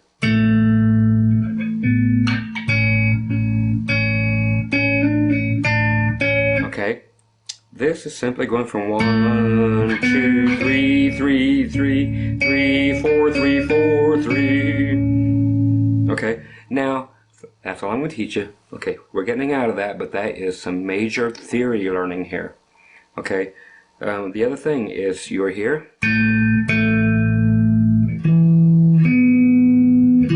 Okay, I told you I'm done with Christmas, but theory is Christmas music, kids. Here's your 1. Okay, your A and your root. So A and A. What is straight above? Your 5. Always is. 1, 5. 1, 5, run 5, country, country, but we're sounding like Muscat. 1, 5, 1, 5, 1, 5, follow the yellow brick road. Okay, but the cool thing here now is bar, B-A-R-R-E, across those two, the 1 and the 5, and leave your A open. Okay, we have a chord. So I'm doing thumb, middle finger on your G string, and then your first finger coming up on your D string. Now add your second. Now your pinky third. Second. Now we'll back to your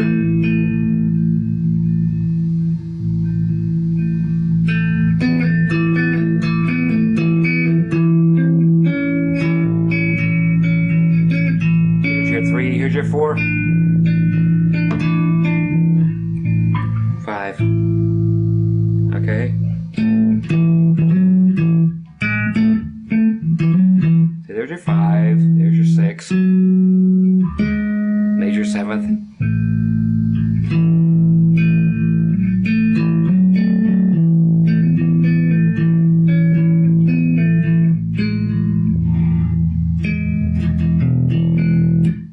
Here we're building an E chord, so you can actually go to your first finger, 13th fret, on your G string, then put your ring finger, 14th fret, on your D string, middle finger all the way up to the 14th fret on your A string. Now your open E. Now you can use your pinky underneath all this stuff to get, okay, so you have your 5th, your root, so your E string, your root, and your 5th, and here's your 3rd, chords of 1, 2, 3, okay, 1, 2, 3, so we have a 1, 3, and a 5, your 1, your 5 below it, and your 3rd, and we're adding an extra 1. You can have many as ones and as many 3s and as many 5s as you want, and that'll make a chord. Now we're going to add our pinky to the 4th. What is it? 1, 2, 3, 4, 5, 4, 3, 2, 1. Okay, remember that scale is always going to be the same, no matter where you start from. 1, 2, 3, 4, 5, 4, 3, 2, 1. Always. So now we're making this. Now we can use our pinky to grab the 4 and the 5.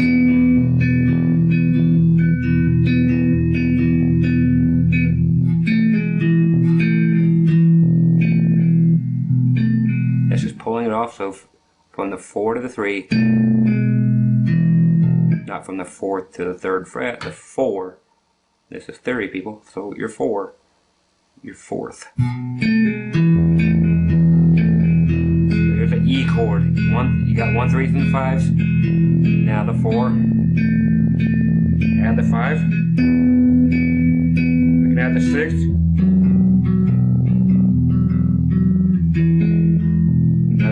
back to the A chord by playing the A and just putting those two down, root and fifth, or root, fifth, 2, 3, 4, 4, 3, 2, 1, 5, 6.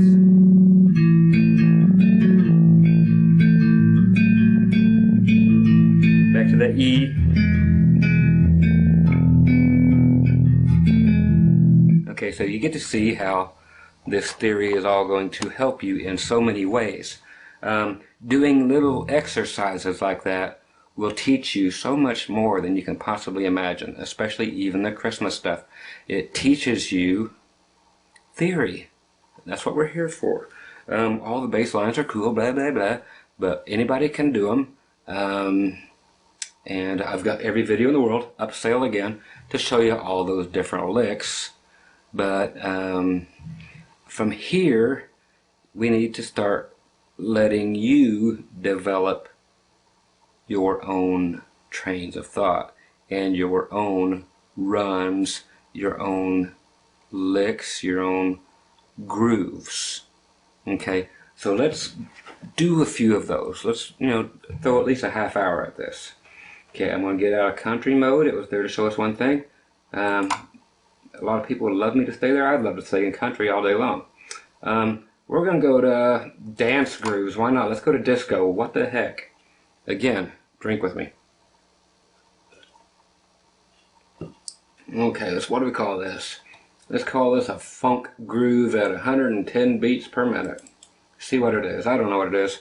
I put it on here. I wrote it. And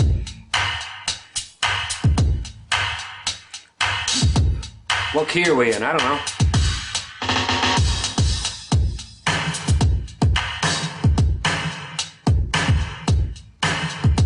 Okay, we got to come up with something with this. How do we go about it?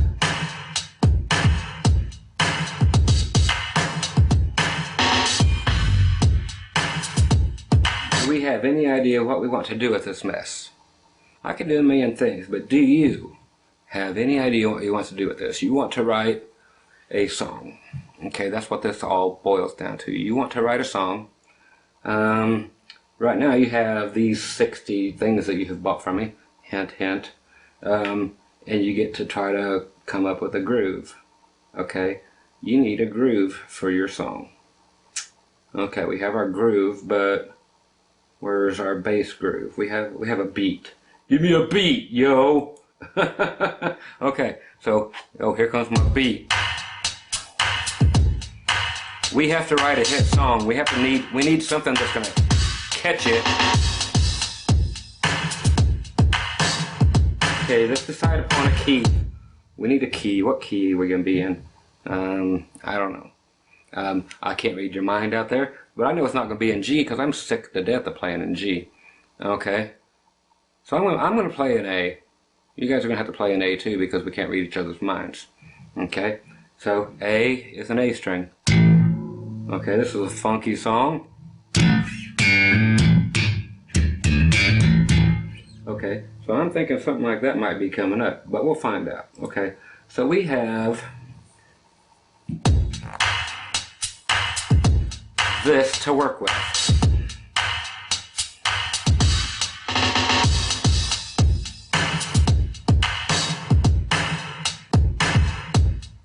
Okay, I'm going to stop it there. Okay, let's go to A, but let's work with it with something we can see on the camera. Instead of the open A string. I'm just going to the 5th fret. Okay, right off the bat, we know that a song like this would more than likely have octaves in it. It's just the way songs like this work. Okay, you can change it around and never make it that way if you don't want to. Okay, but this is just me helping you to go through the thought process of putting a bass signature groove together and some licks. Okay, so we're in A. Okay, I'm slapping it. Okay, all the other things you hear are 100 more guitars on here resonating. Okay, I'm pulling up on the 8 or the 1. 1, 2, 3, 4, 5, 6, 7, 8. Yep, it works in A too. Okay, it works in every key, people. Okay, So here you go. So we have those two notes that we know will work if we're going to do it in A. Okay? Is that all we want to work with? I don't know. Do you? Do we want to just stick to that simple? Let's check it out. Let's explore what we can do with that A. And those two A's.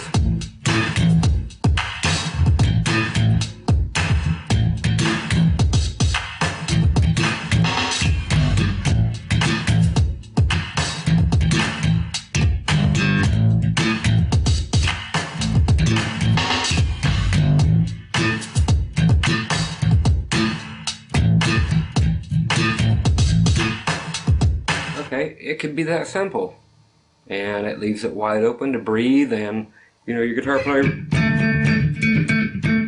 whatever he wants to do, or keyboards or whatever's going on, or whatever you have going on. So it is up to you to decide what is enough, is less more in this particular thing. I mean, the drum beat is solid, it's danceable by itself. You've decided you want to mess around with the key of A, or I decided that for you actually. I've decided too that I just want to, that I know that an 8 and a 1 are both the same note, so do we need more? Do we need a 3 and a 5 and a 6 and all that? I don't know. Let's mess around and find out. I did add the flatted 7th because I thought it maybe needed it, just a little growl on the bottom. So I did that dreaded thing by going back 2 frets. Okay. Okay, so that is going to the flatted 7th and an octave, then major 7th, then back to your root.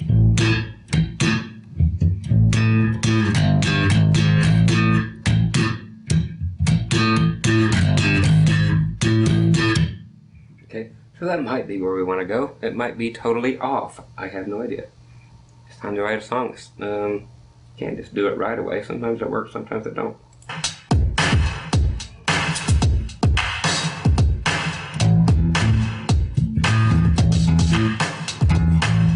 Okay, so now we know what notes we can choose from. I was just going 1, 5, 1, 5, 1, 5, 1, 5.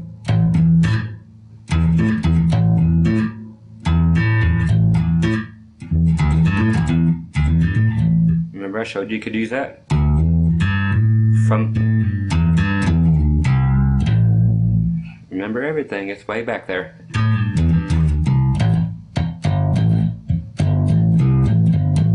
That's got kind of a neat sound to it. I hear more guitars rattling, don't pay no attention. But maybe I'm going there.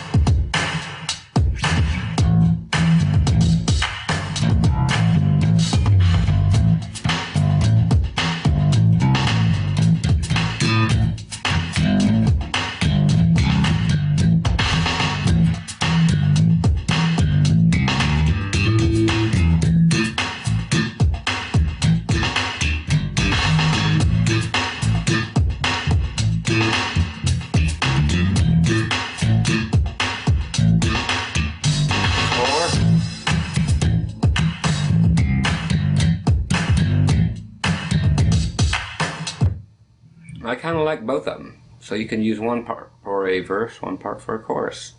And they are very simple. One was just, and one was that little blues scale type thing. So, and we could try other things. But you got to think that certain things will and won't work with certain kinds of music. Okay, something that may not work, but may totally blow your mind because it does work, because nobody's ever tried it before. It's just been thought of as retarded, or guitarded I should say, is to do the old heavy metal thing and grab a pick and do some speed.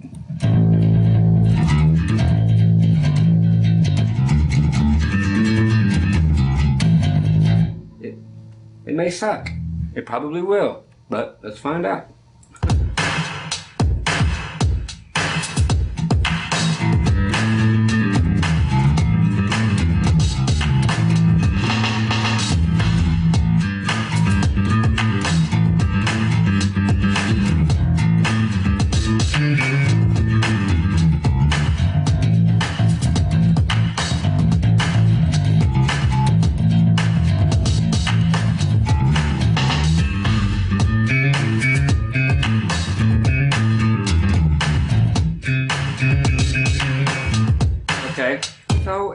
was a train wreck, but it was worth trying because there are ideas there. What was I doing? I was playing the 1 and going, sliding up to the 3rd, back to the 1, 1, 2, 3, sliding up into the 3rd. Okay, so we're going from a flatted 3rd, which is a minor, and that's part of that whole thing I was doing earlier, just 3. So I'm trying. Okay, this is something also while we're here that is very useful, is that little thing, a root and then a 3rd above it, but in a situation where it is high up somewhere on the neck. It's very cool for using it as a chord, but just using those 2 notes, and you can get in there, get out of there, and it makes an appearance, and it sounds good. Bass chords don't sound good played down low, but played up high, they sound good. Or in that case,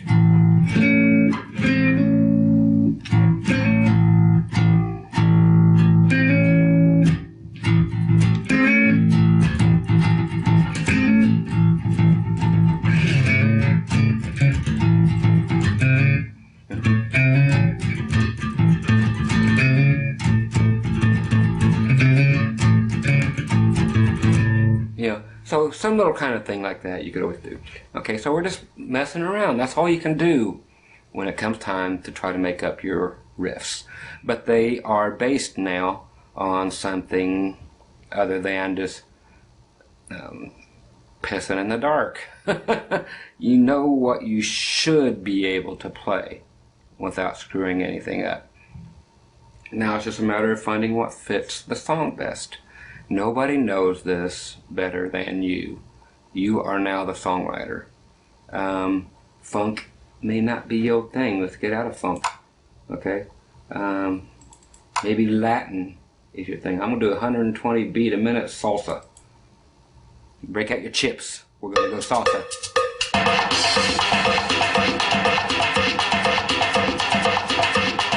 Do you know what to do here?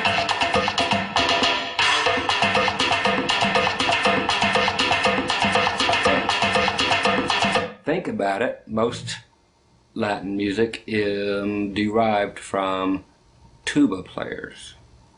Okay, so this is going to invoke, see all my big words here? The old root 5th country thing.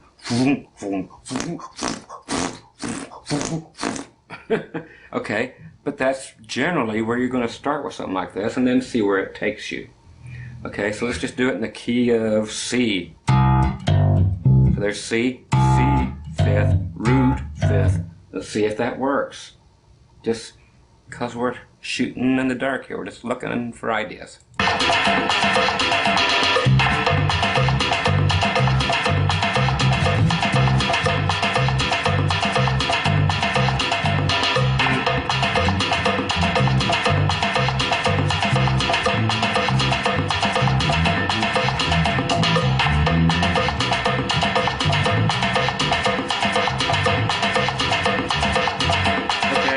What I'm hearing from going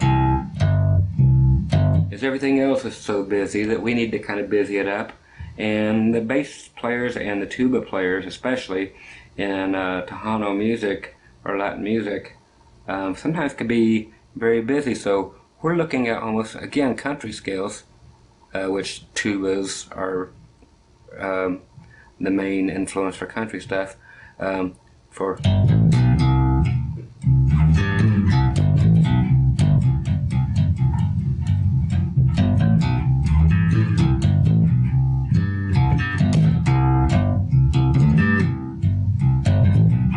what is that? 1 5 1 5 6 major 7 back up to here.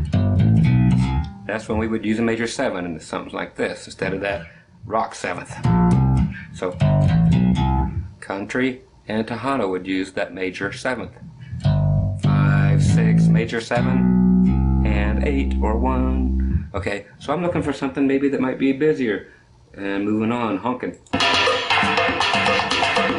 2 3 4.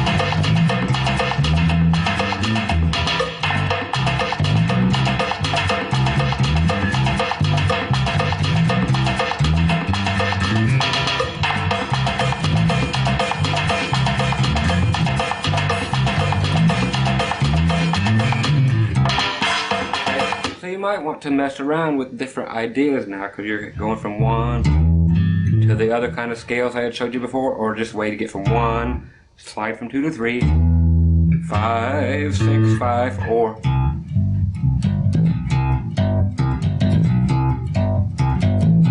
which is 5, 6, 7, 8.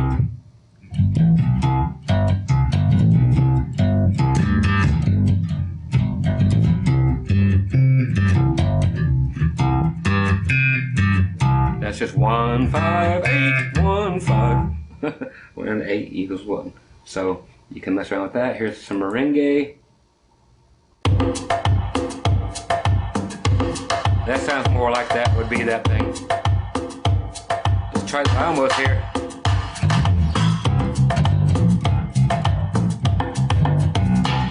Okay, again, that 1 flatted 7th don't sound good here. I didn't like it.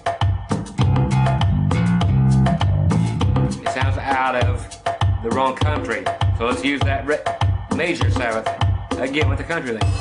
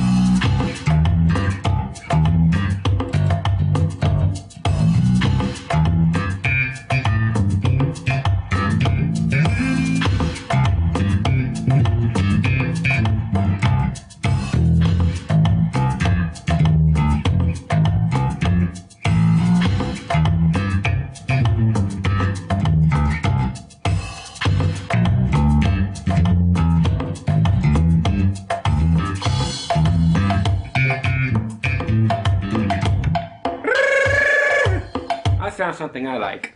Okay, I've never played with that track before, but I found something cool. I don't know if it was inspiring enough for me to make a song out of it or not, but you can always go back and mess with it. But that is how the thought process comes in. You take all these little bits of information and now you get to work on, does this gel? Does it work for me? Does it seem right for where I'm going? I'm going to go pick something else. Here's some kind of rock thing. What it said. We have speed metal at 180 beats per minute. This thing's probably honking on. I don't remember what I even recorded back when, you know. See what we got.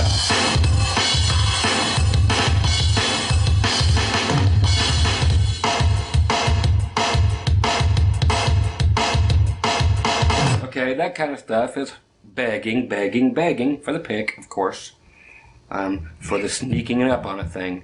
What key do we want to stick it in? Who cares? I'll show you a cool thing. Let's go to E. But how do we sneak up on that?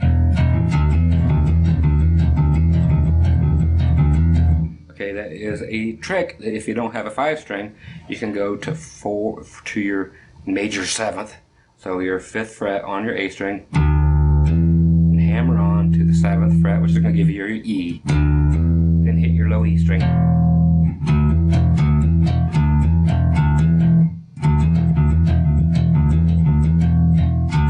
Now we need some more stuff to kind of toss into the mix a little bit. We know we can always go to the octave, but that's going to sound funky and metal. Metal usually don't sound like disco. So we might want to leave that out. We know that the things that sound good in metal are things that do not apply in regular theory, which are notes that are placed very close together. Okay, we have our octave here, our low E and our E here, and these are these things. Here's our second, 1, 2, flatted third, or a minor third, which are great in metal. Da, da, da, da. Remember that, okay? And the... Okay, now when you're coming up here, you can use all three notes. 1, 2,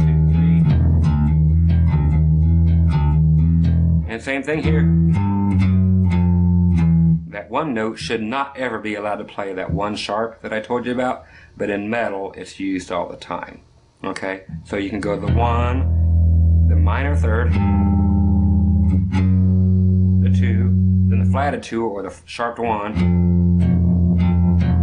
Horrible until you resolve it. That's called building a little tension, and that's what you want in metal. A lot of this stuff is anger management. It's playing this stuff, but it's management for some anger.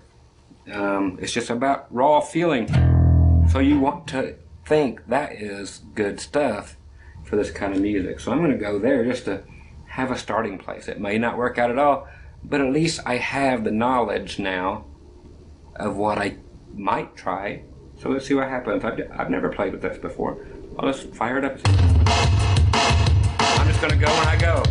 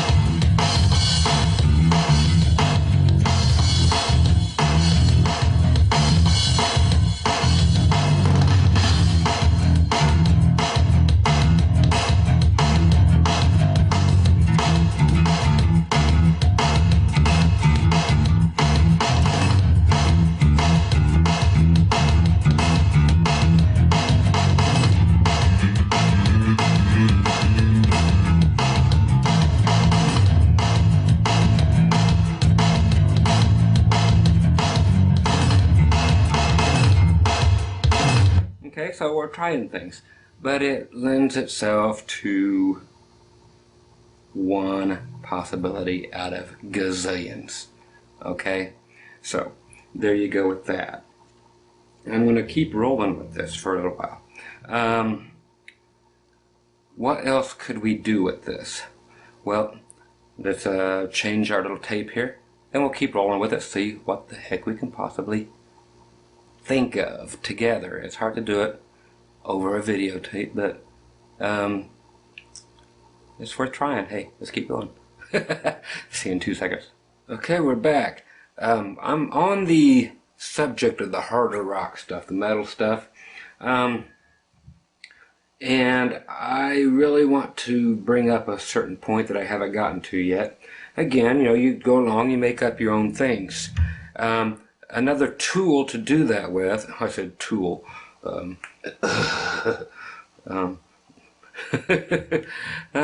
guys should be on what I'm on. That's right, this chair and my iced tea. Here's to you. If you haven't noticed yet, yeah, I've owned this shirt for like 3,000 years. Yeah, I got one of them guys that got into the big Kiss phase and never grew out of it. I've got more Kiss stuff around than Gene Simmons does, which is hard to believe, but nobody loves Gene more than Gene. But one of the first few albums they did, there was a song, and this here's just to give you some more ideas. And the bass line was so cool on it. Why? Because it mimicked the guitar, note for note. So somebody else probably wrote the guitar part, whether, you know, with Paul or Ace. Paul's real name was Ace. Ace had to change his name because his name is Paul. Anyway, enough for the Kiss lessons. Actually not. I'm going to use Gene Simmons' bass line in an old song called Love Her All I Can. Okay? Very cool bass line, but it sounds like it came from a guitar player. But don't ever rule out playing, if there is a good hook on the guitar that your guitarist came up with, playing the exact same thing he's playing. Okay? The drummer might have to adapt or whatever to make the beats you know, work with what you're doing, but so be it. You know, whatever. It's music. It's not rocket science. This one sounds like this. Let me give you the riff and all blah blah blah, the feel. But it is just so cool, and it approaches it differently than what I've taught you so far.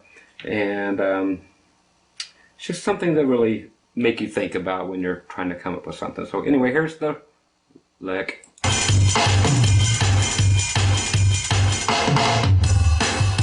Okay, I want to come in right about there, so let me bring it back.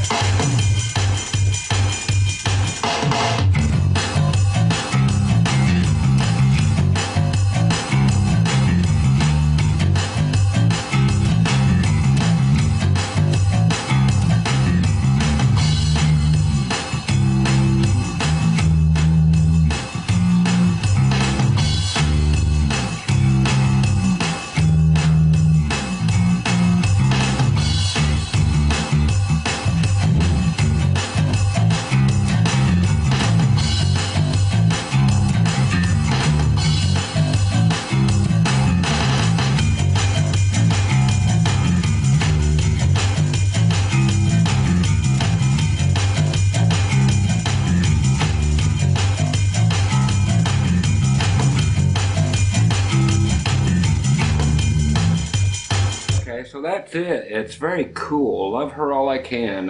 Whatever, get it. It is worth learning it. It's so cool. And the reason I'm showing it to you again is for the concept and for the theory of it. It builds the bass line backwards. It is not really thought of in the mind of a bass player, more the mind of a guitar player. But you need things like this too for you to be creative. Okay, so we are in the key of D. So 5th fret here at the A string. And I'm going to have you use your ring finger here. I want you to learn this just for the sake of the theory of it and because the lick is so cool.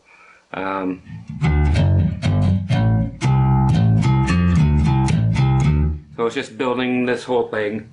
It sounds like it's basically going backwards instead of building forward like we've been doing everything. Going up. Now this one goes backwards. So it dips into the depths of hell with a kiss. That's right. The hottest band in the world. The oldest band in the world. I still love the guys. Anyway, so you got your D. That is your 1. Dip to your F sharp down here, 2nd fret. That is your, what is it? Is your 3. Okay? 4. That is your 3rd fret on your low E string. So you got your 1, your 3rd, your 4th, your 5th. Okay? Okay, that is that flatted 7th that is played in rock and roll. Okay? That is the 3rd fret on your A string. So your 1st, your 1, your 3, 4, 5, flatted 7th, back to the 5, and back to that flatted 7th.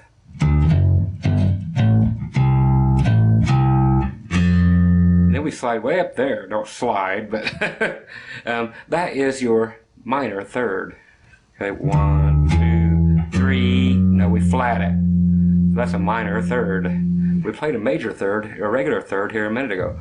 1, 3, 4, 5, flatted 7, 5, flatted 7, minor 3rd.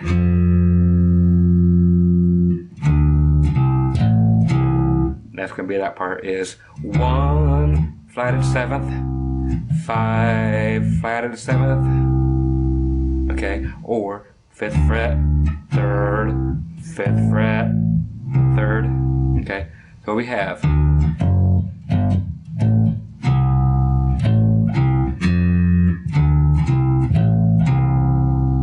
okay, that's the whole thing. Once again, slow for you.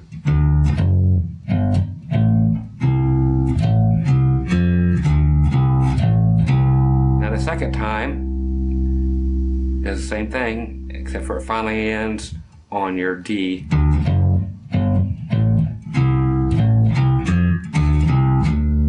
So 1, flat 7, 1. So that's the second time. The second time is this again.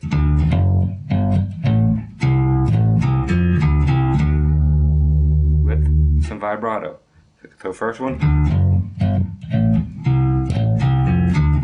Second one. First one. Second one. It's just a very well thought out theory training thing, and it's a great lick. Somebody put some thought into this, I guess, or put, hit the bong. Maybe Miley Cyrus wrote it. I don't know, but God, it's got some groove to it for a hard rock song, man. That thing has some groove, but it's all three guitar players, including the bass as a guitar. They're all playing that thing at the same time, and it just rocks. They're not doing any harmonies, nothing. It's all in unison, just octaves apart from each other. A little dirt on the bass, through a SVT amp, with 810s, kind of just, the Gene tone. Not even half as good as what I'm getting here. I should whip out. I got the old, God, it's hanging right here. I've got there's the old Axe bass here. I've got the Gene Simmons grabber, the old G3 behind me also. But in the meantime, we'll use the Paul Stanley looking Iceman. But it is a lesson in theory, and it makes you think backwards because the lick is going back instead of upward, like I said, it's going, and only one time, one note does it get above the root note. Okay, that's what's cool about being in D, is it's not a low note unless you have a 5-string bass, or a 6, or a 7. I mean, they're getting crazy with them. But that is a great, great, great, great thing to know, not because of the lick. The lick is great on its own, but just the theory behind that you can use a 3rd, 4th, 5, flat 7, 5, flat 7, minor 3rd. That is the part that's cool right there. You'll learn about cool later once you realize I can use a regular 3rd and a flatted 3rd, which makes it a minor 3rd, in the same little riff. Yeah, possibilities are endless, and this was either sheer genius or sheer stupidity. It was never a hit song, it was never anything, but it always got my day going. If my day sucked, I threw this song on, just because it spoke to me for some dang reason. Maybe it's because I played it backward and was smoking a lot of dope back then, but hey, it was cool.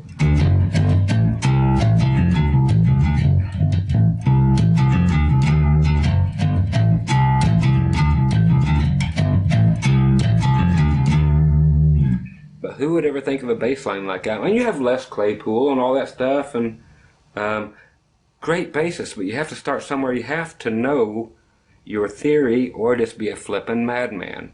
Okay, so again, that's why you're here, is to learn the theory. So, so I'm showing you all this stuff, and again, to help make up your own things. And I don't want to leave anything out. I want to leave you with all these different examples of things that you can think on that would normally shy you away from doing certain things. Just like that, the 3rd and the minor 3rd thrown into the same bass scale, or the bass groove, the same bass roll.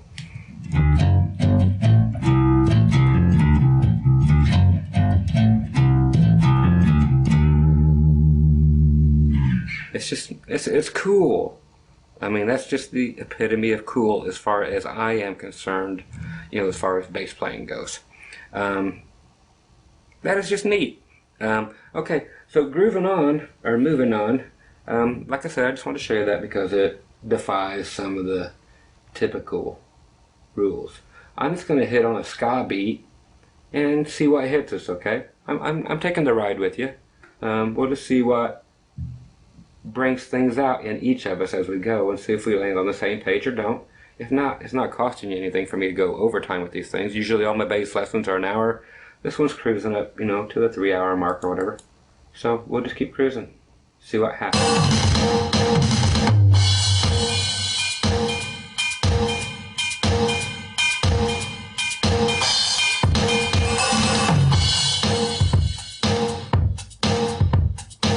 Listen to the bass drum.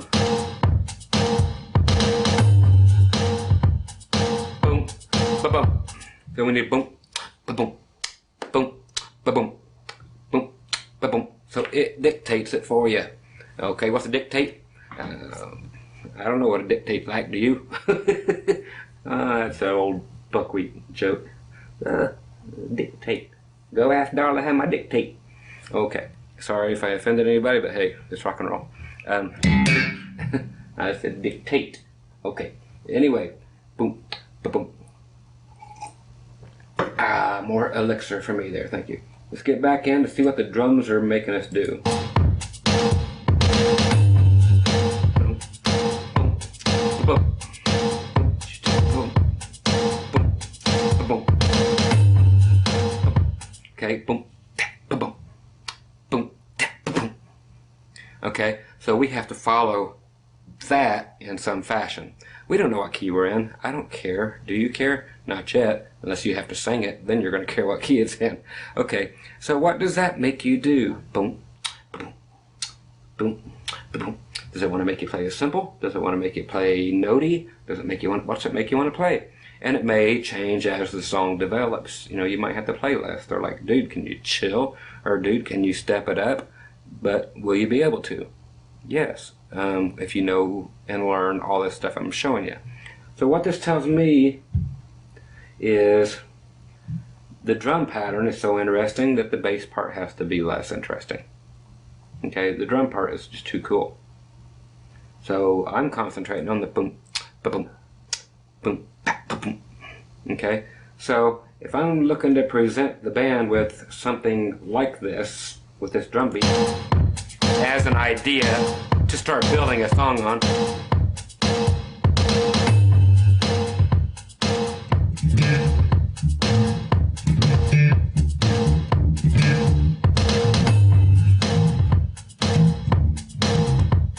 Okay, I just found something I liked, and it was using the Gene Simmons thing that I just did.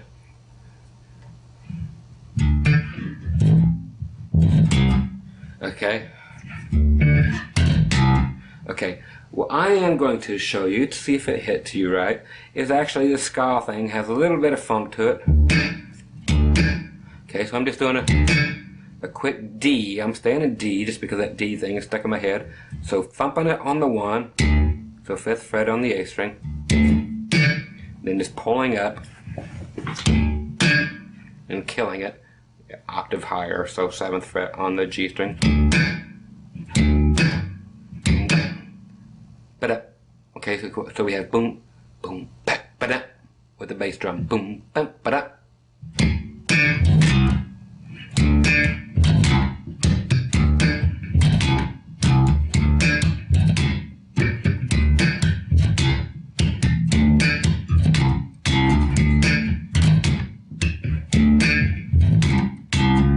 So okay, so after that I'm going. So going from the 4, 4 plus, and the 5. Okay, not on frets, but of the theory. So G, G sharp, A. Then I'm hitting that dreaded, flatted 7th.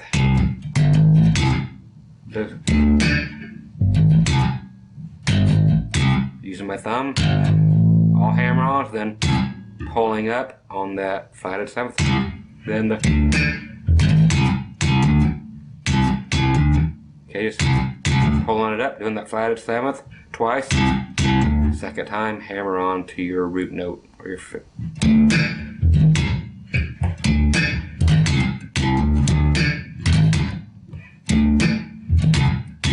So I am thinking to myself, I'm sticking with the drum, bass drum, 100%.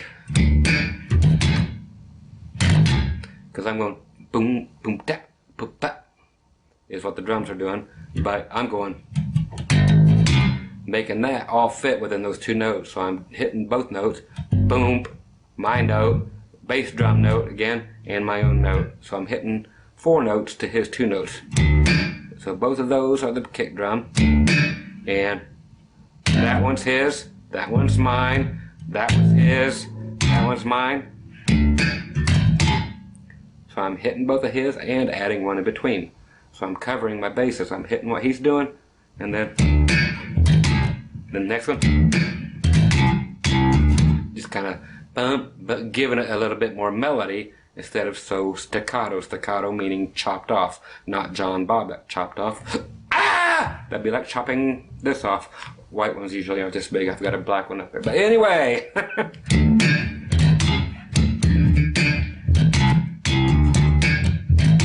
That's what I heard. Anyway, I'm making this up as I go. See if you like it. See where we come in. Okay, here we go. 2, 3, 4.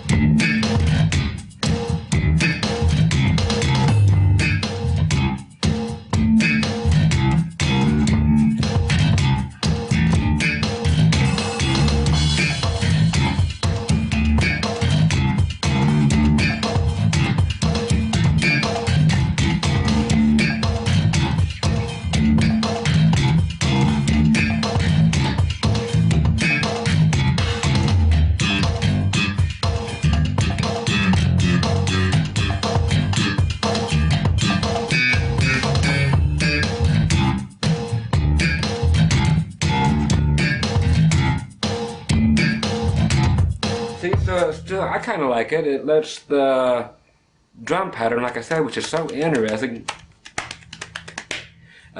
breathe a little bit. So you got to open it up and then let somebody else have the notes that are in between yours, and somebody has to sing this thing, maybe, unless you're in like a fusion band, which is cool too. But that's what I come up with. So this is just you watching me have a brain fart or a creative process. Okay, so I'm just picking things out of thin air, letting things influence me, but also understanding that it's going to work because the notes are correct, and that I can still put everything else around it if I wanted to, but there's certain ways of thinking that you have to do, and hopefully your way of thinking will be something that will influence me in the future. I want somebody to say, hey, here's a Joe Blow's song, can you play that for me and learn it for me? And I'd be like, dude, I taught that dude how to play, and, you know, some respect, and that's the coolest thing for me. You know, I've had my heyday, and it's time to pass the torch, kids, and, you know, go burn the damn planet down, you know, light it on fire, have fun, mayhem all the way. Start over there in Afghanistan, if you would. Just go blow the sumbitch up and start over. Okay, so that's kind of me having a thought process. I want you to have the same processes. If you would, God, I wish I had a way to just let you have all these drum tracks, but like I said, $4 and you can just download them, and there's 60 full-length songs. They're all 3, 5, 6, 7, 8 minutes long. God, they're forever. You know, I did 60 whole tracks here. Come get them. I mean, they're worth having. Just to, let's see, heck, this song here, that's 5.5 minutes on this song. Okay, just to show you. But there's no better way to practice than with a drummer, especially a bass player. It sucks to play with a metronome. There's nothing worse. And to play along with records, blah, blah, blah. This is cool because you have to think on your own. And it forces you to come up with things. Not just sound them out, but actually know why they work. Okay? So let's find out something else that will make us think. Let's go to the infamous something that plays kind of backwards sometimes, which is blues. I'm going to go to something that we have not touched on with the blues. This says, the title simply, Very Slow Blues at 70 beats per minute. That is one nap away from a coma, guys. Okay? But let's see what we can do with it. Let's listen to it. It's going to be very traditional. Brushes and stuff. Okay, here it comes.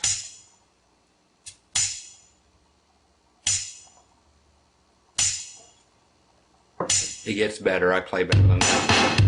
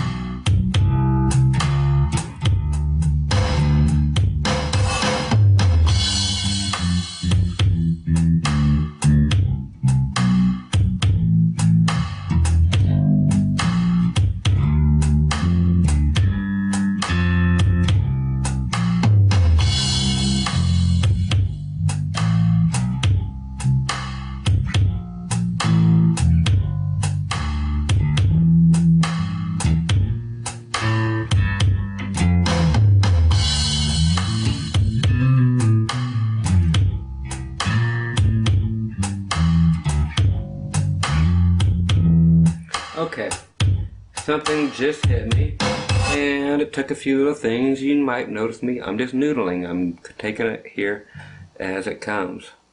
I like to do a lot of big movement on, this is what just hit me. This is, I mean, nothing more than it just hit me.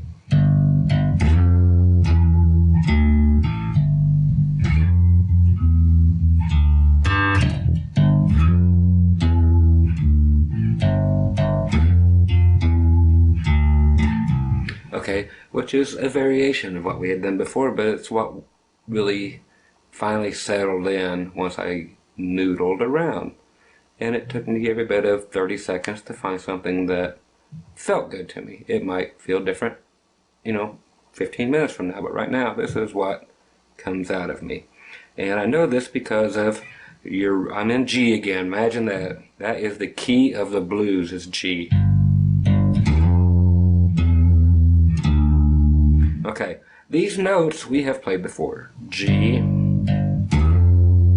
Okay, what do we have here? That is that flat 7. Okay, because here's our G. Okay. Okay, so here's G on your A string, 10th fret. Take it back 2 frets and you got that flatted 7th. Okay, now here's your 6, 5, back to G. I'm playing with that thing.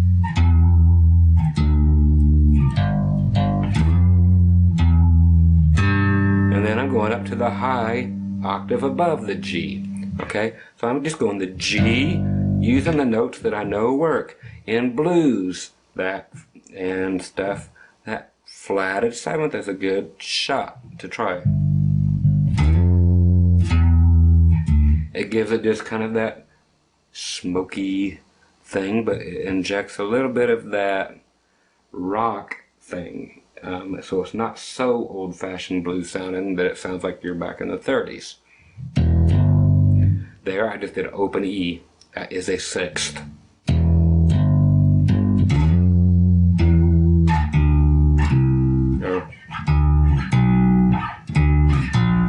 I would actually like that in there too. That low B flat, which is a flatted 3rd. Okay, that was from the, okay, from those days of thinking, when that means actually about an hour ago. So,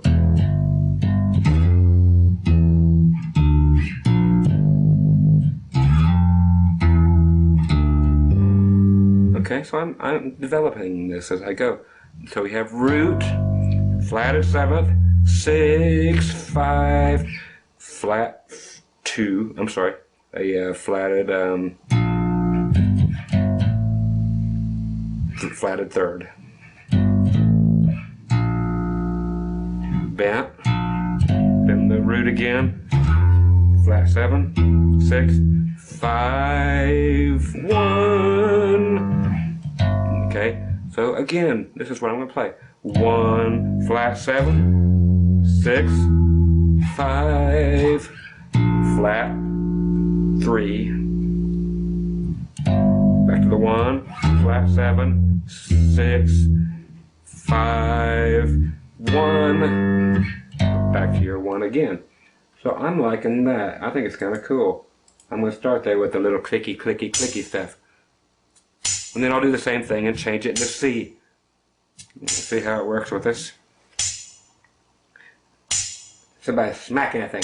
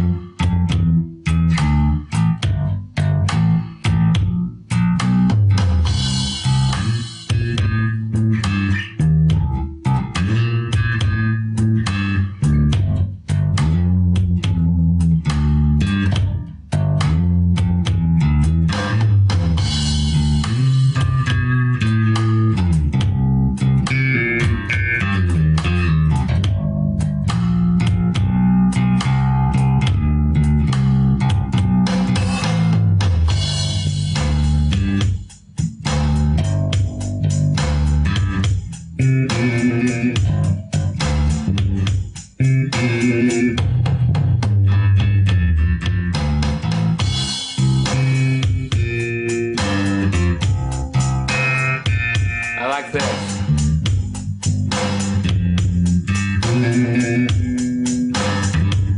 That little thing, if you want it, is just going up to the minor and then hitting the third. So flatted third, third. So here's your 1.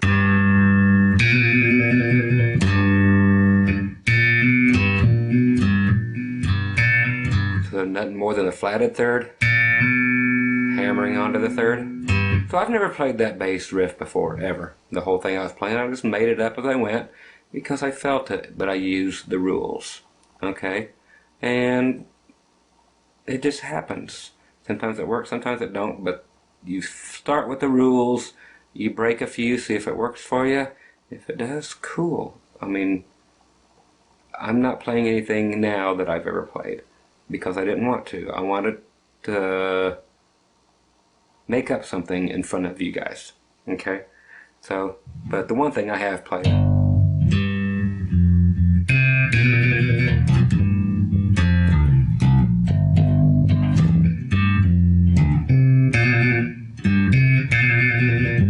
just because it is so cool. That's a flatted to the minor to the third. So minor third to major third, minor major, minor major.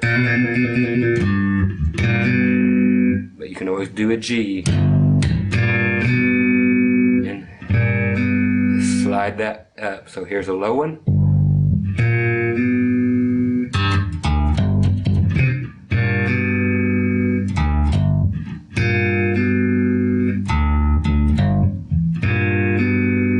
See how they sound good if you use like the back of your fingernail and play them high, but play them low. Play them high, meaning high in the register, but play them low back here. So I'm using the back of my fingernail to give it kind of a pick sound so that it's not so dull as when you use your finger. So, and if you play more back towards the back of the bridge, they get brighter and more intelligible, so you can really hear what they sound like.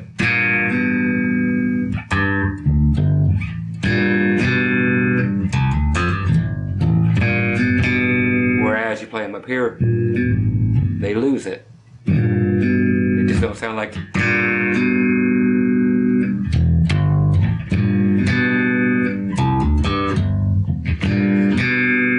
So there's so many factors that can go into this. Okay, so there's just another something to mess with. Okay, the theory part, I think we have basically laid out for you here. The other things, like I said, are practice the crazy Christmas tunes, blah, blah, blah. Play along with one note, use your low E, grab any string, all your strings. Okay, this is a good, people ask for exercises. Why? Push-ups are exercises, but these are exercises too. Use your low E string. Now play your 1, 2, 3, 4, 5s and blah, blah, blah, blah, blahs on every string, but only one string at a time. So here is your low E string, and I have to go up and find the E on my A string. 1, 2, 3, 4, 5, 6, major 7, 8, so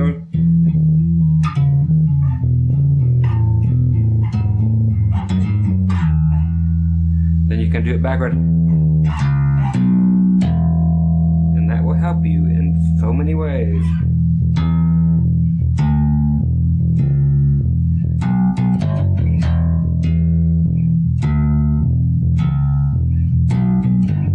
Because now you know that. You can start from here and do your scale.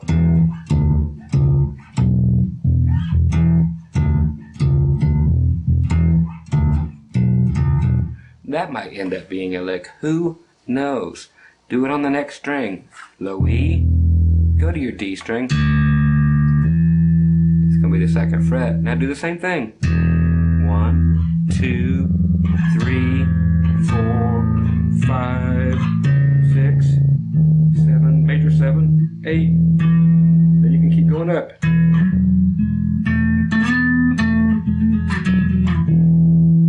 Okay, now you know you're here, and it's an octave. What can you do right with that? There's your 1, 5, 1, 5, 1, 3, 4, 5, 4, 3, 2, 1, 5, 1. Okay, so you can actually take it to your advantage. Or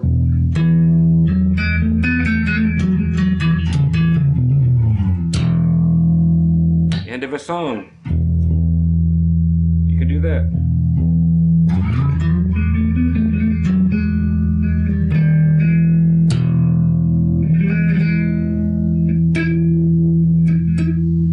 Add your thing.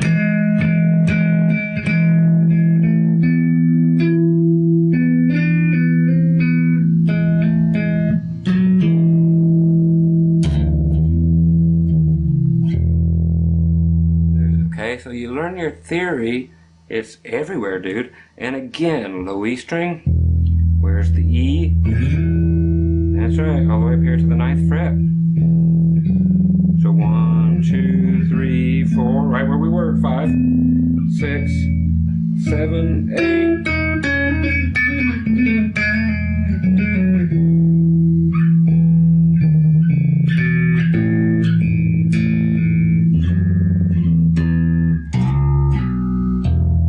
Pretty soon they all start tying together. Do that with every string. Now where it's going to get funky is where it passes itself, because you're going to end up on the G string. Then you got to find the low G string to go with it. 2, 3, 4, 5, 6, 7, 8. It's going to sound weird, but it will teach you so much by doing that, because you'll learn all of your scales everywhere, so you will not know a bad note. It just ties the whole neck together so quick if you do things like playing your D string again. Okay, now I gotta find a D string on my A, which is below it, or a lower note. So there it is, on my A string. 2, 3. Okay, now just play your D string, let it ring. Now move around.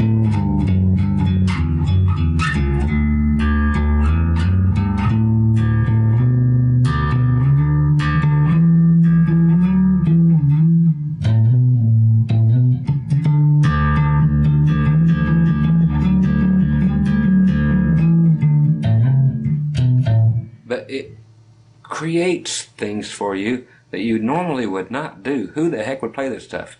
I play this stuff for years in the dark and blah blah blah, just enough light to see these little dots on here.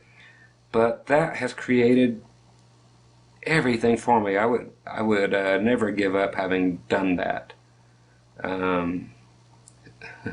Sounds as sad as it is, but hey, I tell things the way they are, man. You go by the candlelight and you're sitting there on the toilet in the bathroom and it's totally dark and you're sitting there doing your business, but you're there for an hour just because you got the candlelight on and you're playing.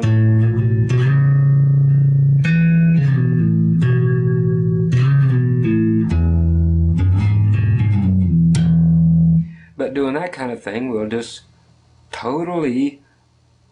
it'll totally learn you what you got to do with this theory stuff. It is amazing. It's all, again, back from the beginning. 1, 2, 3, 4, 5, 6, 7. Hopefully we've come a long way with this. And trying to teach somebody to be creative is really hard. Okay, so it's a hard job for me to try to teach you to be creative, but I've given you a lot of tools to do it with. The theory has been covered. 1s, 3s, and 5s form a major chord. So you can always play your 1s, 3s, and 5s if the band's playing in a major key.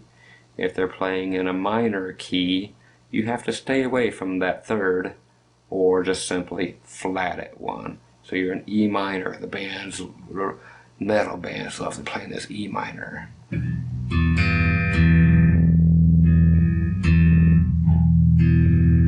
gonna die. I wanna slit my flippin' fist.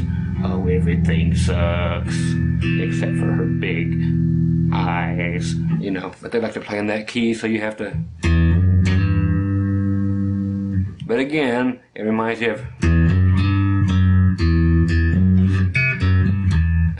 But it's just that 1, 2, then it's just 1 fret up to the kill yourself stuff.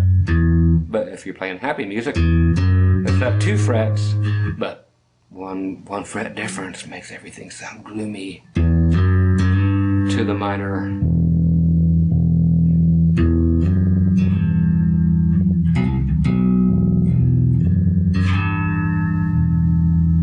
There's your minor.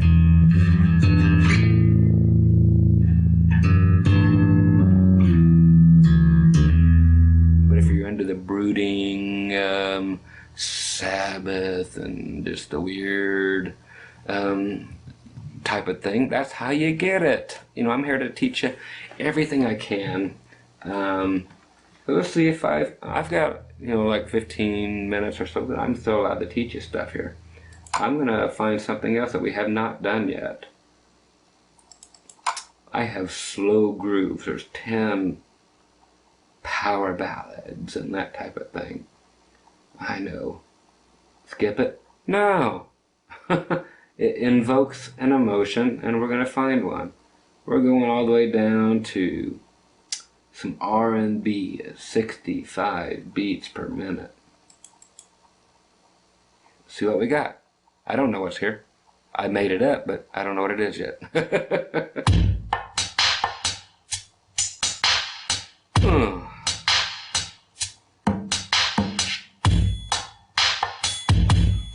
Now there is room here for some droning notes. Boom. Ba-boom, boom, nope. Boom. Ba-boom. Boom. Ba-boom. Boom, boom, boom, boom, boom. Boom, boom, boom, boom. Okay, so I'm hearing.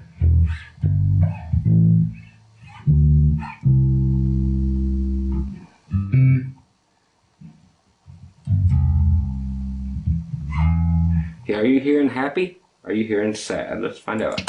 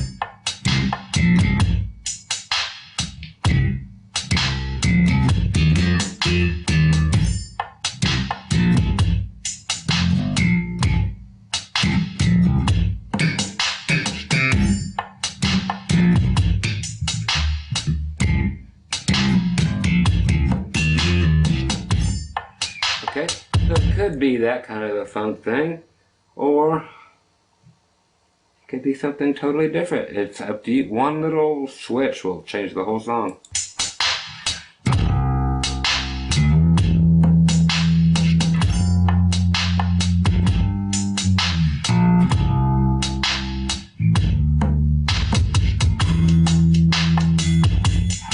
Or you can go.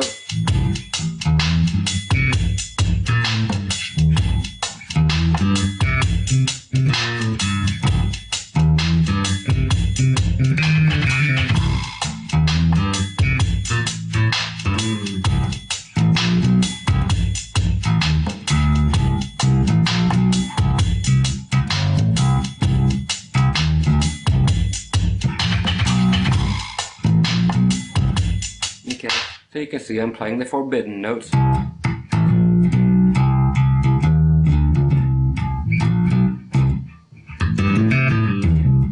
Okay, so every little twist, every little turn can take you somewhere else. So try it all.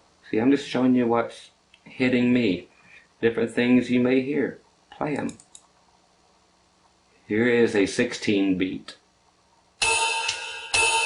Still 65 beats a minute. See what we got.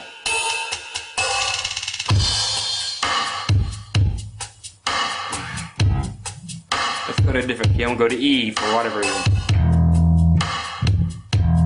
That's what I'm hearing with the bass drum boat. Great beat. E.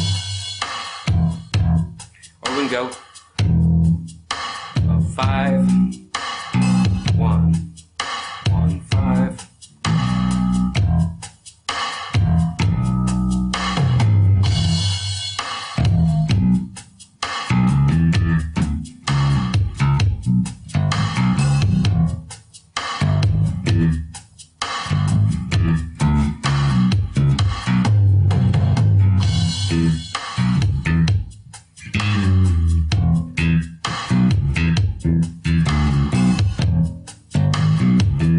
You may be getting a love thing, I may be getting a funk thing, but the drum part is so sparse, it leaves it wide open for somebody to be notey and have some fun. Is it going to be us on the bass guitar? I didn't know. Let's see.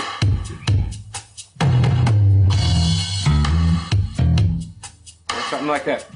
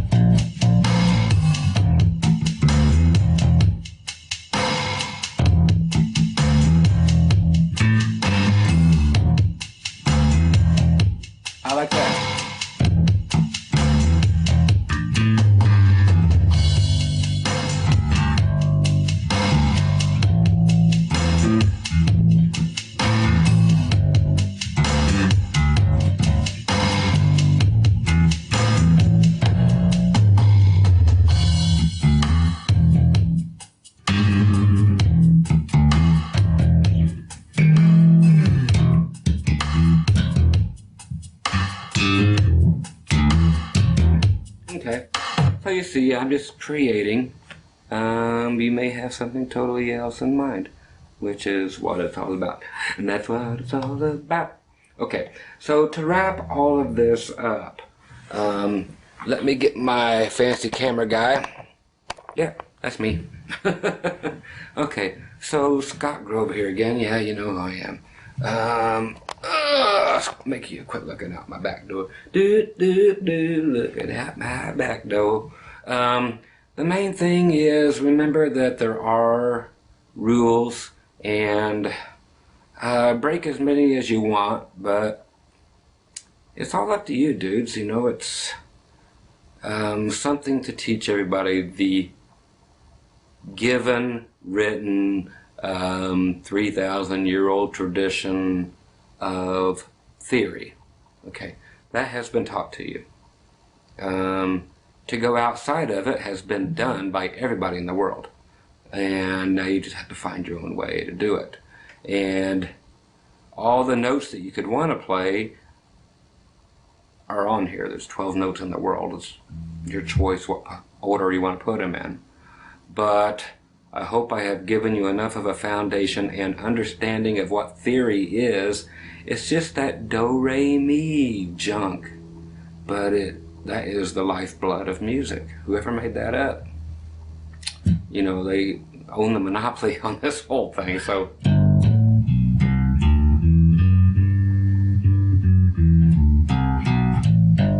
okay, now like I said, everything I've showed you, learn it just because, you know, it's time tested and it works. Other thing I was just making up to show you that you make up stuff, and I let you in on my thought process. But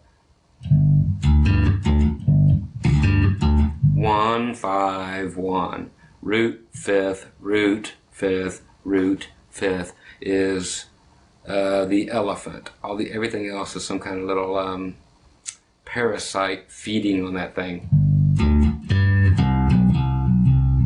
because you always come back to the root, or chomping on its hind end to the fifth.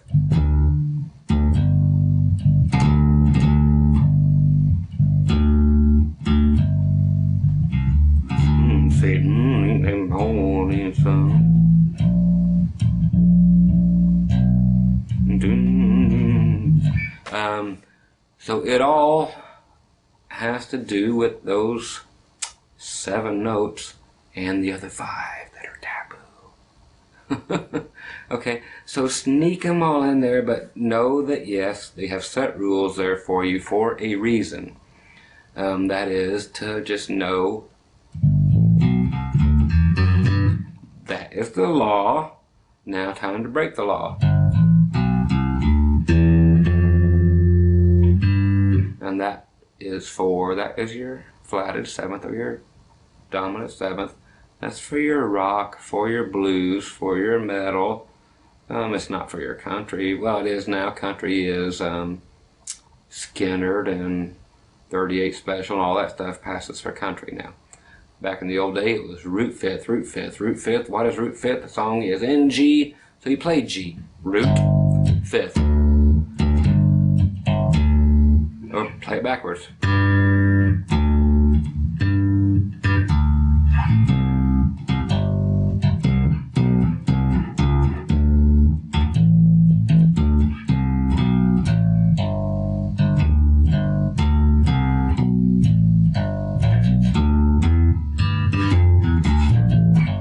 I'll tell you what, if you want to hear some real theory, get country music from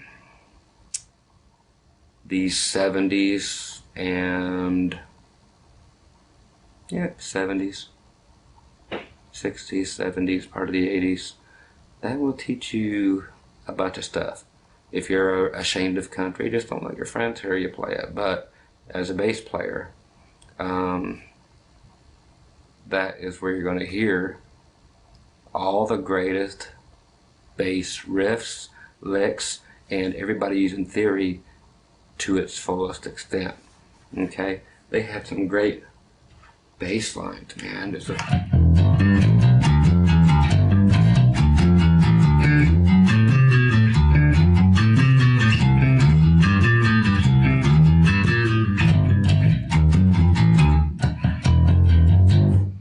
that's country, man.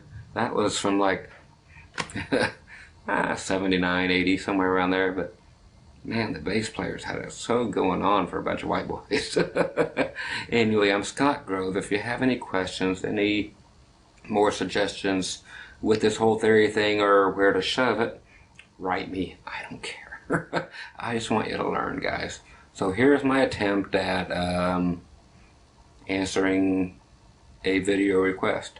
Show me how to think for myself. I can go only so far. I can let you in on my thought process, which I did. And I showed you the ins and outs of the basic theory. Anything beyond basic, you know, more progressive than that would lead you up the jazz avenue and stuff. The rest of it is just heart, man. Just play it loud or play it to what meets your situation. Okay, so there's what I got for you on this one. Hit me with anything you got, and I'll see if I can't bat it back out of the park, or at least take a swing at it. Okay, so again, once again, Scott Grove. Enjoy your theory stuff, and really play a lot with those Christmas things and all the self stuff by yourself. And again, you've only heard about 8 tracks off of these 60 drum tracks that I have come up with. I did not steal these anywhere. No, I put these together. So no copyright infringements here. So $4, you can download them. You can have them today. $8.95 is a disc, and then $2 shipping gets it there. But it depends on, you know, how much you know about downloading a computer. Blah blah blah blah blah. But this is the way to practice. Leave out the metronome junk, guys. Metronomes should be put in the Smithsonian. They're long gone. You have to practice with a drummer. Metronomes don't have bass drums. It does you no good. So grab that, if you will, too. Okay? If you don't know where it's at, just ask me and I'll point it out to you. I'll give you a link. So anyway, play loud, play hard, play well, but play knowing that you know what the hell is going on. Okay? It won't take you long to get this. A good 3 months of just soaking this up, and you'll never have to think about it again. It will become just like a second language to you that was very easy to learn, since there are only 12 letters in this alphabet. So there you go, kids. Drive fast, be careless, and don't drink and drive. You might spill some. And if you got a hot looking mom, I've got a older brother looking for a date, so give us a shout. Take care, bye.